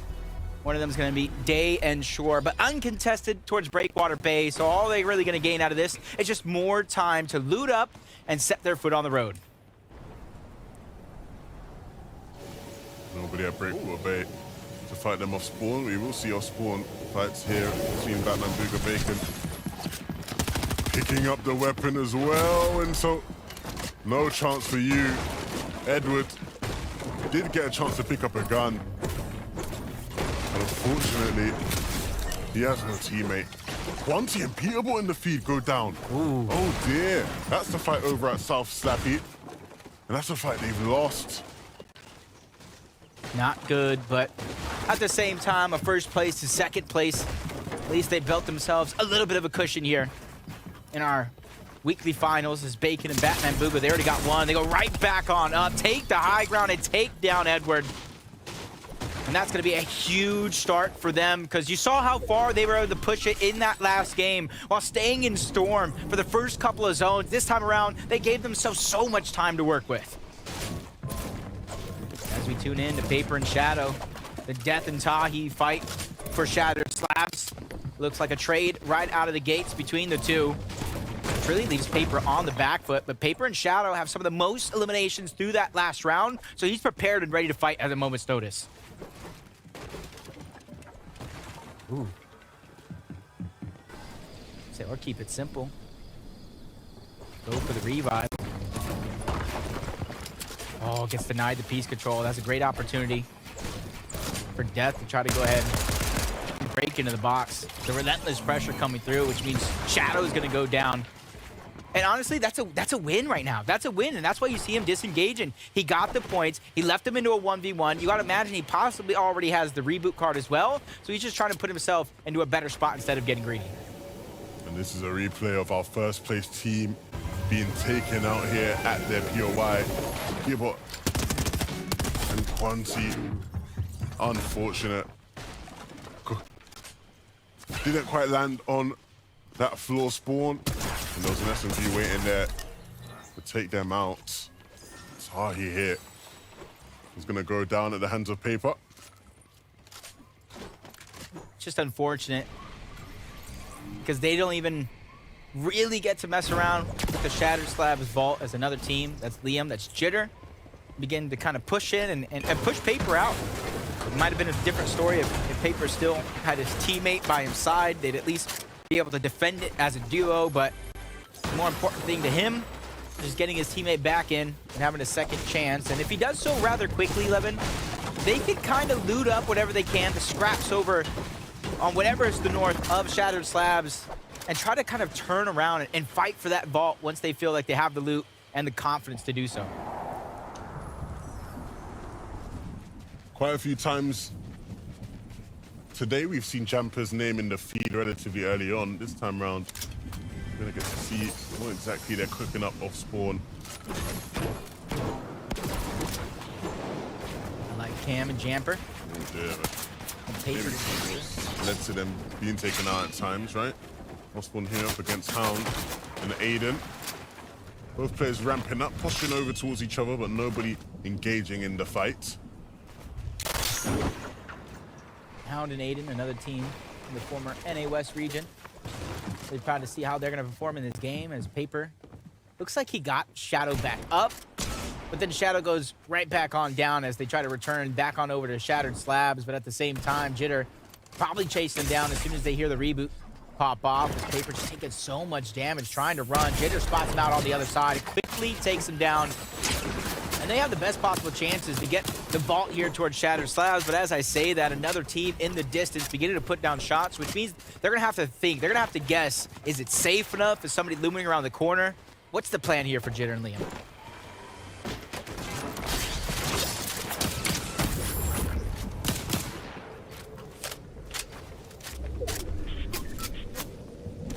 Interesting. Ninjutsu crossing. A lot of kinetic blades naturally spawn on this side of the map, particularly in that big building across towards Kenjutsu building. We've seen a couple of our players over on EU land here, fight it out. Sometimes they split it, but at the end of the day, they were able to grab some mobility for their game. This Polarized and Pen, they have a little bit of elevation difference against Swirl and Aoxy. But you can see they're just biding their time. NPen just spotting out the information. Polaroid just trying to grab another angle, continuing to loot up before NPen just disengages altogether. Yeah. And ultimately, this is one of those fights that will just be a bit slower in the pace. Clicks and Soup landing towards that racetrack, not contested. Unfortunately for them, Clix likes to base up here. We've seen many different teams on many different regions play this spot and look to try and trade surge with the teams over towards that mega city area. Centered staying by the racetrack and just farming up all them resources that Clix put into that base. Open, just taking a ton of damage. Defiable doing a good job of trying to cover up Kinzo as they get that slurp truck, allowing them to slave the heals for as long as possible. And you can see the leaderboard. No Quanti, no Peterbot, no Parks, Mars, no Yagvir, no Gold in terms of elimination. So a lot of our heavy hitters in this lobby are already down and out. The only one you really have to worry about is, of course, Acorn and Cold. Even though they don't have a ton of eliminations to this point, you know their pop-off potential. But Batman, Booga, and Bacon as well. With first place, 18 eliminations so far on that leaderboard. Yeah, these guys have been aggressive. Yeah. They've been the ones taking fights where necessary. And they've been winning them. They've been winning them. Kind of almost doubling up their points game after game throughout the first two. Come on board, the weak play of D-Roller just causes so much havoc before he finally gets in and hits him with the one tap. That's just crazy. You don't really see that one coming. And it's crazy if you see it coming as well. Yeah, I don't know who I'd rather want to be, right? The people that see it coming or the people that don't see it? I think I'd rather just not see it coming. At least you have an excuse. Yeah. I'd rather not see it coming. Send me back to the lobby. Just get it over with. Ritual and TK. You can see them, they're kind of splitting up here. TK beginning or continuing to farm up. Find loot, find upgrades, because even if they're stacked for now, it's always worth to look around for an upgrade as it continues to put pressure onto Trashy. Taking down the shields. And you can see they're not really closing the distance. They don't feel confident enough just yet, but as I say that, somebody pushes up to Trashy right away. That was Ritual trying to be the tip of the spear thanks to the damage that TK just put on. And they're still chasing him down. They don't want to let that damage go to waste. Where is Pump? He needs to be able to help out Trashy in this situation. But as I say that, in the minimap, he's trying to close out the distance, trying to put down suppressed fire, but it's not going to be enough. Ritual was just hot on his heels, didn't let him escape. Ritual now. Just gonna pick that one up. I like that, though. I like that. The reason why he picked him up right there is so that TK can aim for the headshot, get max damage for Surge. Wow. The one side. You can hide every side, but the one that's open, they're going to find it.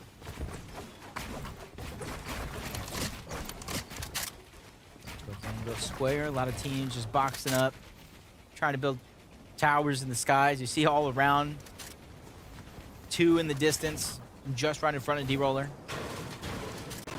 Just at the edge of zone as well. They're kind of hoping it pulls their way, but if the trend does continue, we'll begin to continue to move towards the east side of the map, kind of where Rise and Yamzo have a little bit of advantage, where a lot of teams are going to have to rotate in their direction if that comes to fruition. Ouch. They will have some spare shields though, and so it won't be too big of a loss there for Rise.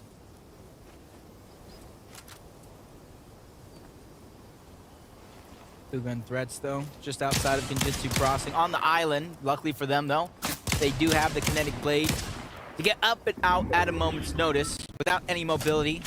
I would question a spot like this. Just looking at their inventory, they should be A-okay in this position as they just try to get Surge, hold players out, just like Clix and Soup have been doing almost all game long. And look at their loot. Got to be some of the prettiest loot that we've seen in the lobby for now, and kind of separated against everybody else. Are they continuing to scavenge? What is going on with Clix and Soup? This is just absolutely insane how they're preparing the entirety of the game. Assault and Trollings end up in another fight here against Defiable and Kinzo. The Kinzo lacking some HP, trying to use what he can for the legendary Slurp Juice to try to get himself up to shape to what he thinks is a fight that's coming around the corner. Both teams there creating space and looking for the right angles, holding them. Some right hand peaks. Good Defiable opening up that window. Not a conventional edit in that situation, but effective one nonetheless. That was definitely unconventional. But he is hitting the shots. I'm gonna see this in my next arena game, and I'm gonna be surprised by it. But I like how it's kind of slowing down just a little bit. They're realizing their win conditions. They're realizing they cannot take too much damage. But Levin, I asked a question early on. What is Clix and Soup doing over towards the racetrack? Out comes Taco out of nowhere to give me the answer. Of course, Jacob, and teamwork makes the dream work is really just the ultimate solution here. Soup actually taking the time to prioritize getting all the resources necessary, farming out materials, builds, but dropping off all of those heals as well for Click so that he can focus entirely on just taking shots into Mega City, keeping their surge tags up and heavy. That way, if they do need to rotate sometime soon, they've got it all locked down. Okay, just writing those notes down. Playing their roles perfectly. They kind of build that monument in the sky, and I was wondering where they're going to kind of refresh that metal. Well, it was Soup who went back down, not only to refarm a lot of those resources, but continue to scavenge the loot. That's going to allow them to take tags. Will it pay off for them in terms of Storm Surge? We're going to have to continue watching this game to find out. But for NPen and Polarize, their worry isn't Storm Surge, it's Swirl and Aoxy trying to get into their box with the ODM gear. He gets denied his first try, and that's why you see him try to back on up. Took a little bit too much damage. Of course, she does have shields, right? Of course, they just open up this cache, and so there's some spare shields, spare bigs there that they'll use to get themselves back up. Shouldn't be too much of a worry in that sense.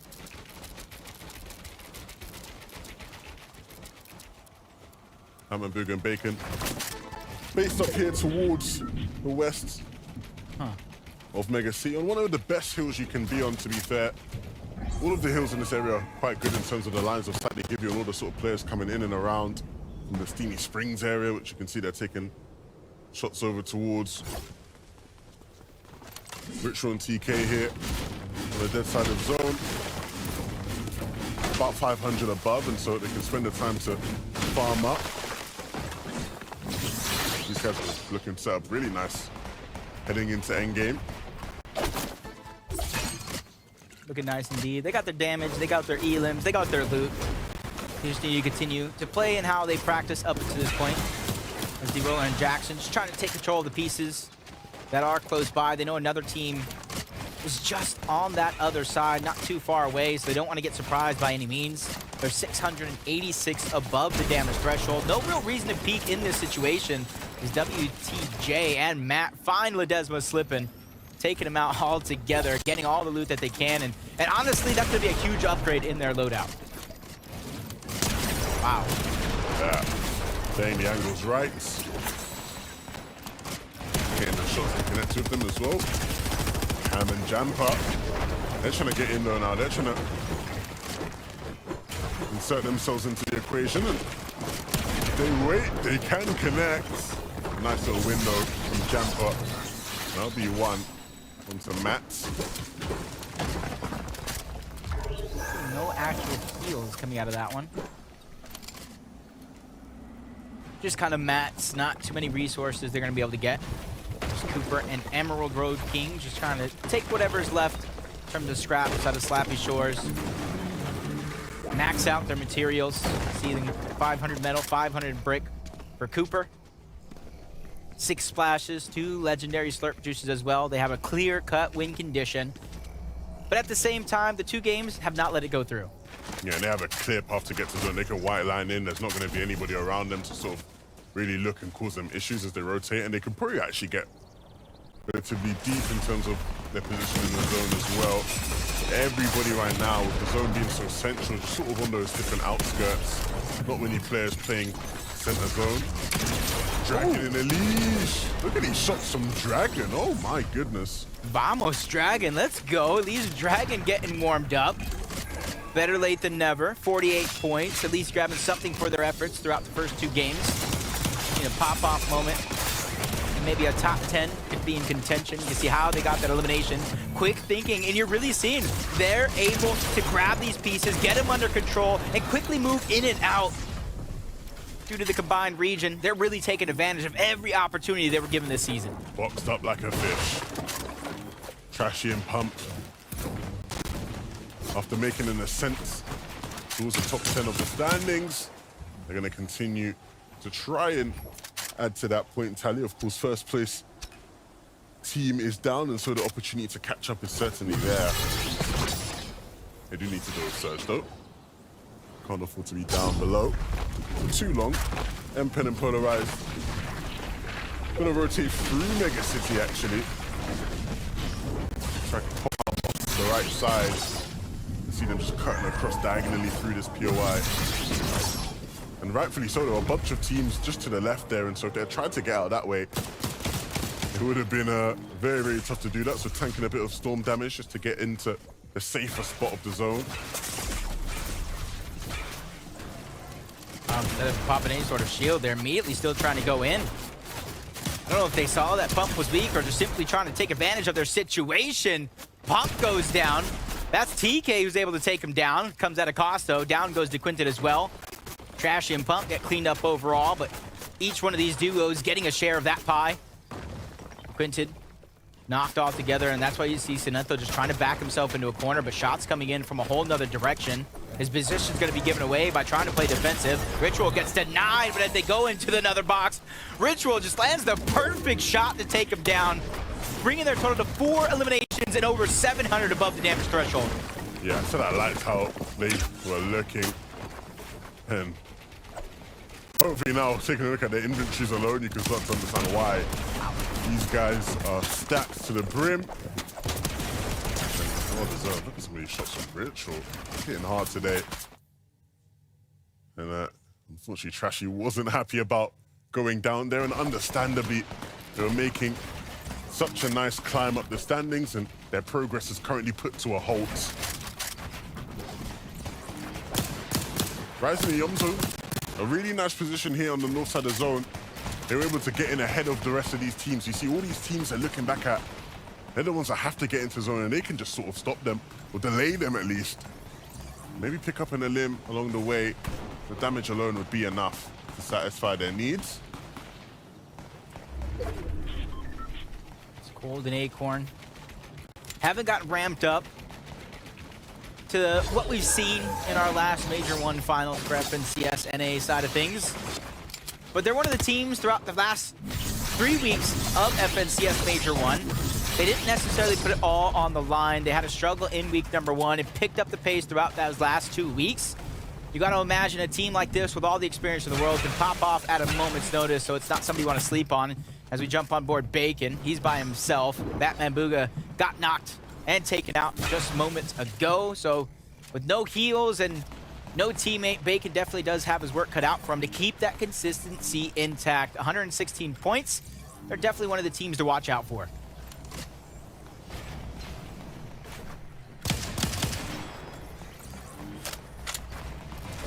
Four points for Van Jock and Zukis, which is actually pretty surprising with the amount of damage they're putting game after game onto some of these teams. Really causing a ruckus, just really not getting the credit for it as Zuki is late to rotate. Looks like Bacon was trying to land a cheeky shot as he rotated by himself, so he's gonna have to watch out as Polaroids ends the run for Jock. We saw him and Guam moments ago looking healthy, but they get aggressed on by both N-Pen and Polaroids. And that's what you really have to watch out for. Everything can be looking fine. One moment, you make the wrong move. Next thing you know, you're back to the lobby. Yeah, now they can just sit there and hold window. All he has is build wood to build in, sorry. Tragics and Cease making their way down from the Bastion here over towards this Mega City area and crossing the river unscathed and unfazed. Gonna use that metal now to ensure their safety as they get on in. Sort of stuck down taps. A very uncomfortable layup. Need to be very careful as there are players, and they're finally starting to move on up. They have to continue to move in. They're not even safe where they were. Barely on the side of this hill in safety. And players know that, so they're capitalizing. They're getting sprayed. Great job by Cease, though, quickly firing down from above to at least alleviate some of that pressure. And I like the way he's saving those chug splashes, saving that legendary slurp juice. That's a clear win condition if it comes down to it. Or at least it's going to allow you to stagger yourself backside of zone once we get into the next couple as Soup and Clicks still alive. I would say looking healthy, but Clix is basically taking that sacrifice, not regenerating the shield, so that way they have more heal-off potential towards the end of this game. 241 above the damage threshold. They don't need to peek, they just need to stay alive, but they just become the focus of the lobby. Super Clix trying to play defensive, but the shots are going ahead and burning through those builds, doing so much damage, forcing the first of 2 legendary slurp juices out of Soup. Yeah, that's not ideal, but it's much better than just being taken out completely. You see some of their top competitors in this lobby tarping up ahead of them. Nakorn and Colds. These guys all with the same objective, just to try to get to safety, get some room to breathe. Tragics and Sisu struggle to make their way into zone. Will barely get out of the sights of Rokane and Vert, who are eagerly looking for maybe a chance to get a refresh. Some mats they can. Big find. They're able to get the Elim onto Cam, and they're due, and with no knock, you already know Jamper's out. Back to the lobby already. More loot for them. Look at their mats. They don't have much distance to cover before they're in the next zone. They're just waiting the 19 seconds out for it to begin to move. Just a couple kinetic blade charges, and they'll find themselves in such a great position. The only worry for me with those charges as they rotate is the elevation. They got to get the spot that is not on the lowest of grounds. Comes to that spray and trying to make things uncomfortable for Commandment down below. But now gonna have to focus on zone. You can see Hamsu scouting. There is a team right above them, and so that's Clix. Can't go out that way. They're gonna have to top out a bit just to create that bit of space, that bit of distance. Frex is gonna get the revive onto Booga here. Ooh, was worried about this team coming through.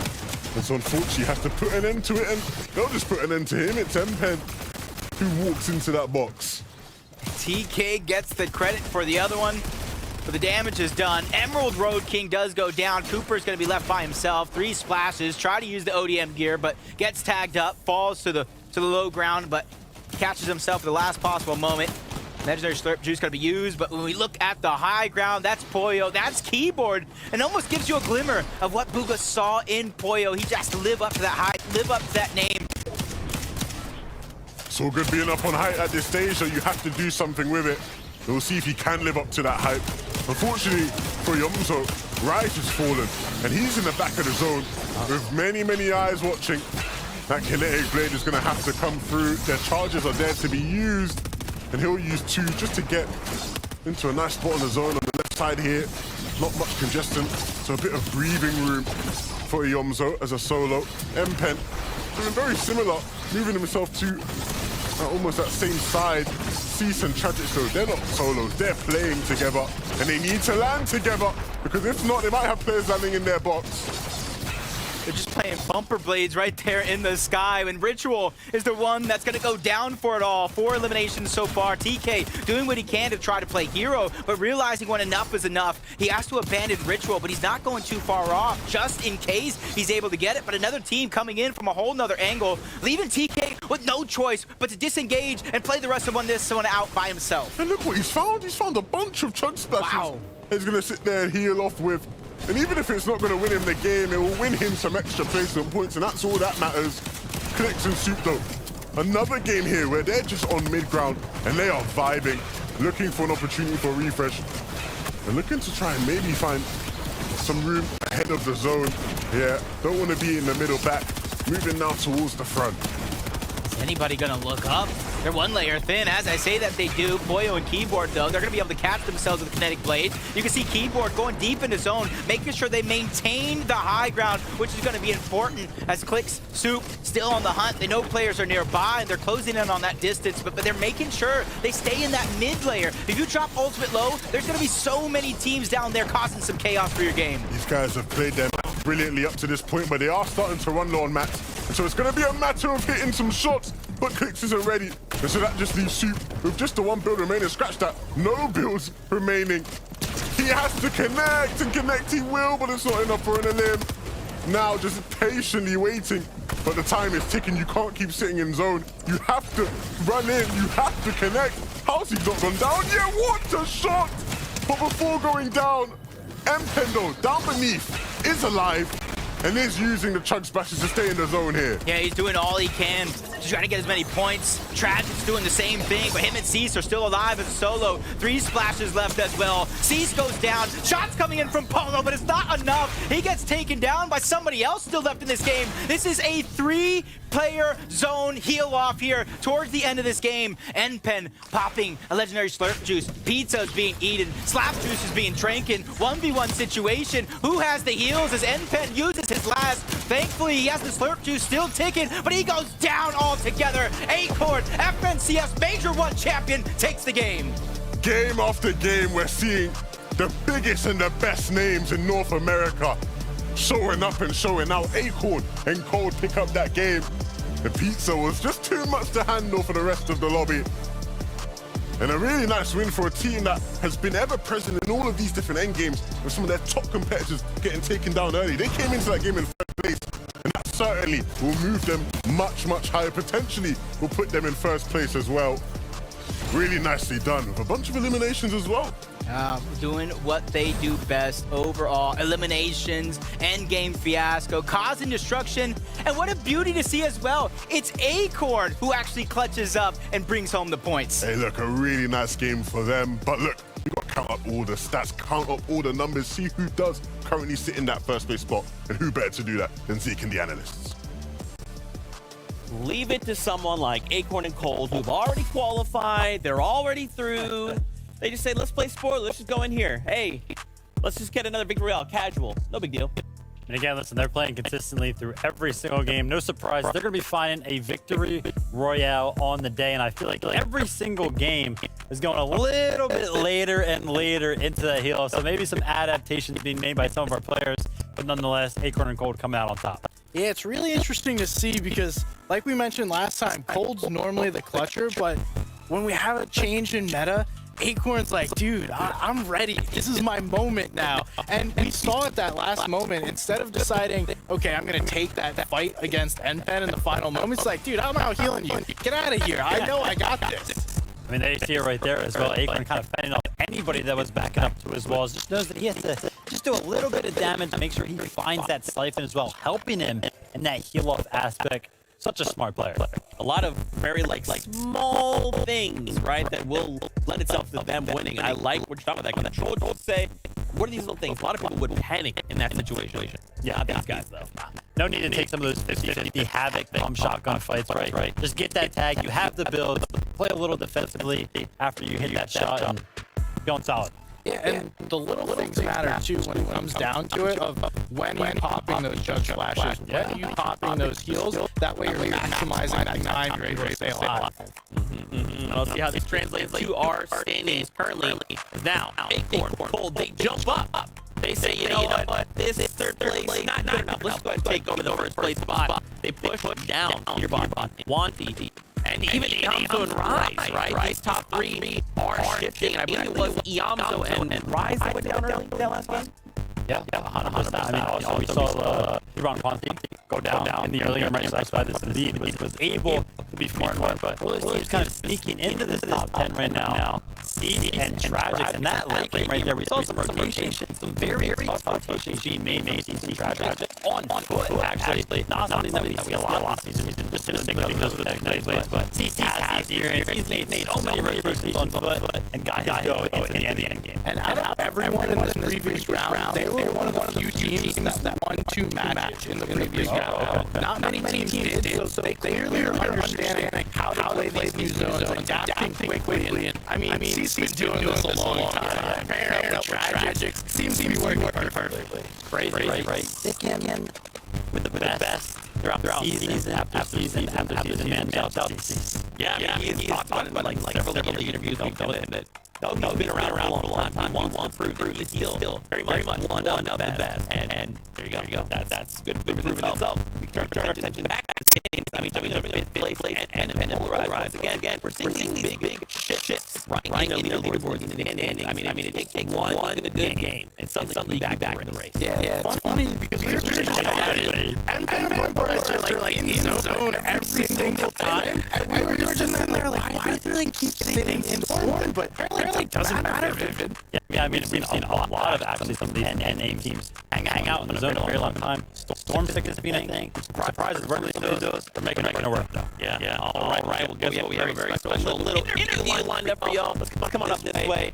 None other than Zemi. My friend, how are you doing? Hello, I'm doing great. How are you guys doing? Oh man, you're vibing. FNCS is absolutely wild. How are you enjoying all the action and now combined NA? I love it. It's great to see all the top talents from all the regions coming together, and I just think overall it makes the competition a lot better. So I got a question. I know you're great at winning zero-build tournaments, but are we going to be seeing you compete at FNCS sometime soon? Maybe. I may have played week 1, a couple days ago, and you may see me coming in the next 2 weeks, but that's all I'm going to say.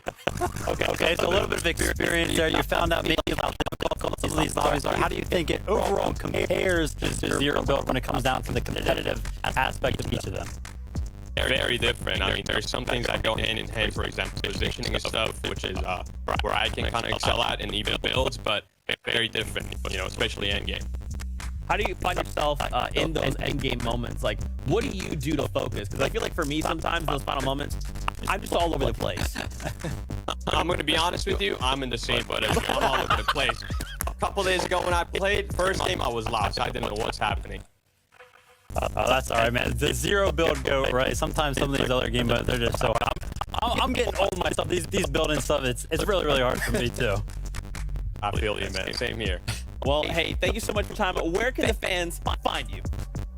You guys can find me every day on Twitch at Zemi or on Twitter at Zemi. Hey, well, we hope to see you soon in the FNCS. Baby, fingers crossed. But thank you so much for your time, and we'll catch you later. Later, guys. There you go. Just having those little opportunities, right? Talk with members of the community, see their thoughts, get their insight. It turns out I'm not the only one that's all over the place in those final few moments of the game. But you know a lot about that with experience from my end. Yes, Zeke is definitely not good throughout the early game, mid game, or the end game. So if we ever play, usually he's getting carried. But if you like those zero build competitions, definitely check out Zemi. Absolutely fantastic at popping off in them. Live. Just put Zeke on blast right there. Had to do it. Oof. We're gonna have words after this. Guess what? Game is ready to go, and so is Vivid.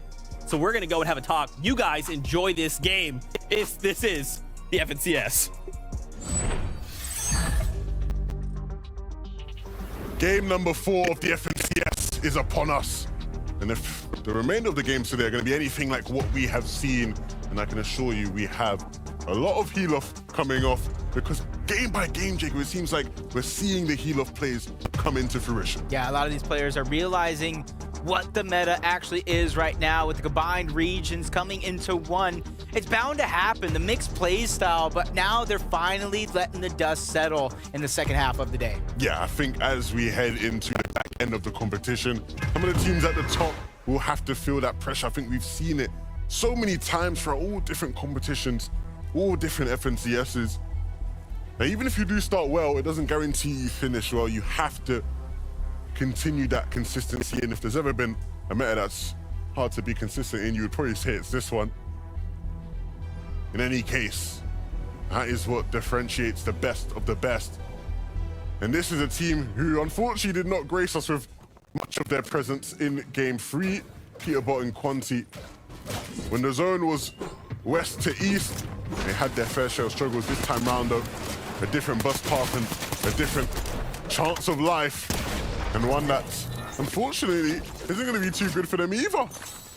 Quanti going for a little cheeky play. That's something he's going to look back at the VODs and kind of regret it. Maybe the timing just wasn't there. Another shot going to be missed by Peterbot, something you don't necessarily see every day. He's going to try to take the grind rails on out, and he gets pretty far before he gets taken out by both Lawrence and Seek. Back-to-back games off spawn where Peterbot and Quanti get taken down by Lawrence and Seek. That is rough. Very, very rough. To start the day so hot, first place and second place, and then to lose 2 games off spawn. That is something to certainly ponder on. 6 points. Difference between them and Yamzo and Rise. Pump and Trashy trying to have a much better time this go around, and they do. Another off-spawn exchange is going to be won by the duo, but that's nothing different than what we've been seeing so far. For them, it's the mid game. It's going into the end game where they found their struggles in the last couple of games. As we check how they even got into the position to win off spawn. They were battling from low to high ground, but Blue just ends up into the box by himself and kind of leaves a quick 1v2 for Trashy and Pump just to really take advantage of.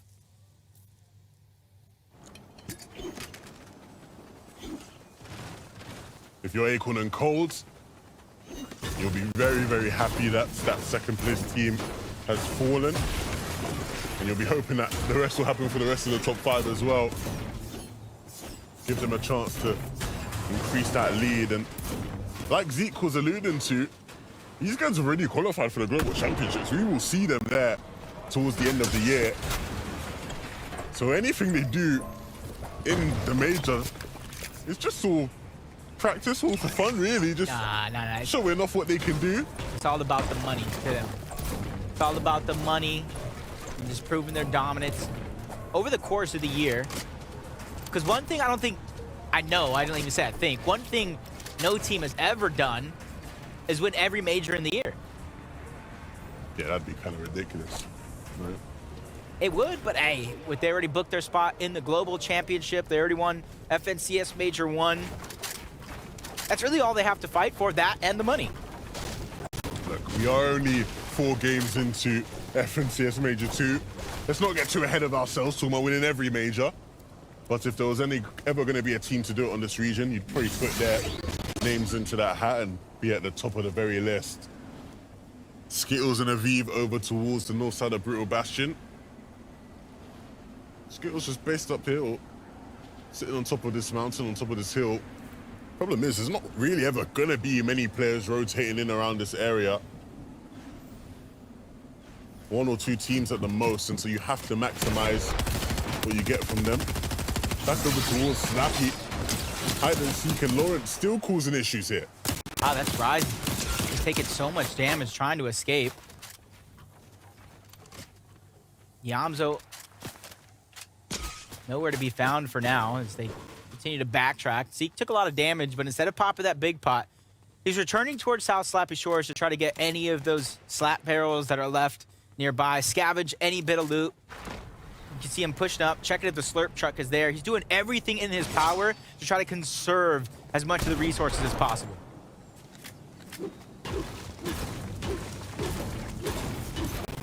Just waiting for him to build that tower in the sky. It's like clockwork with them, especially depending on where the zone goes. And there it goes as the building does begin. Pamsu and Fatch over towards Frenzy Fields. You see them kind of loot up. They got their capture point. Checking out the augments as well. 117 effective shield and HP. He too, he's just trying to scavenge. He's just trying to be resourceful with the heals that he has and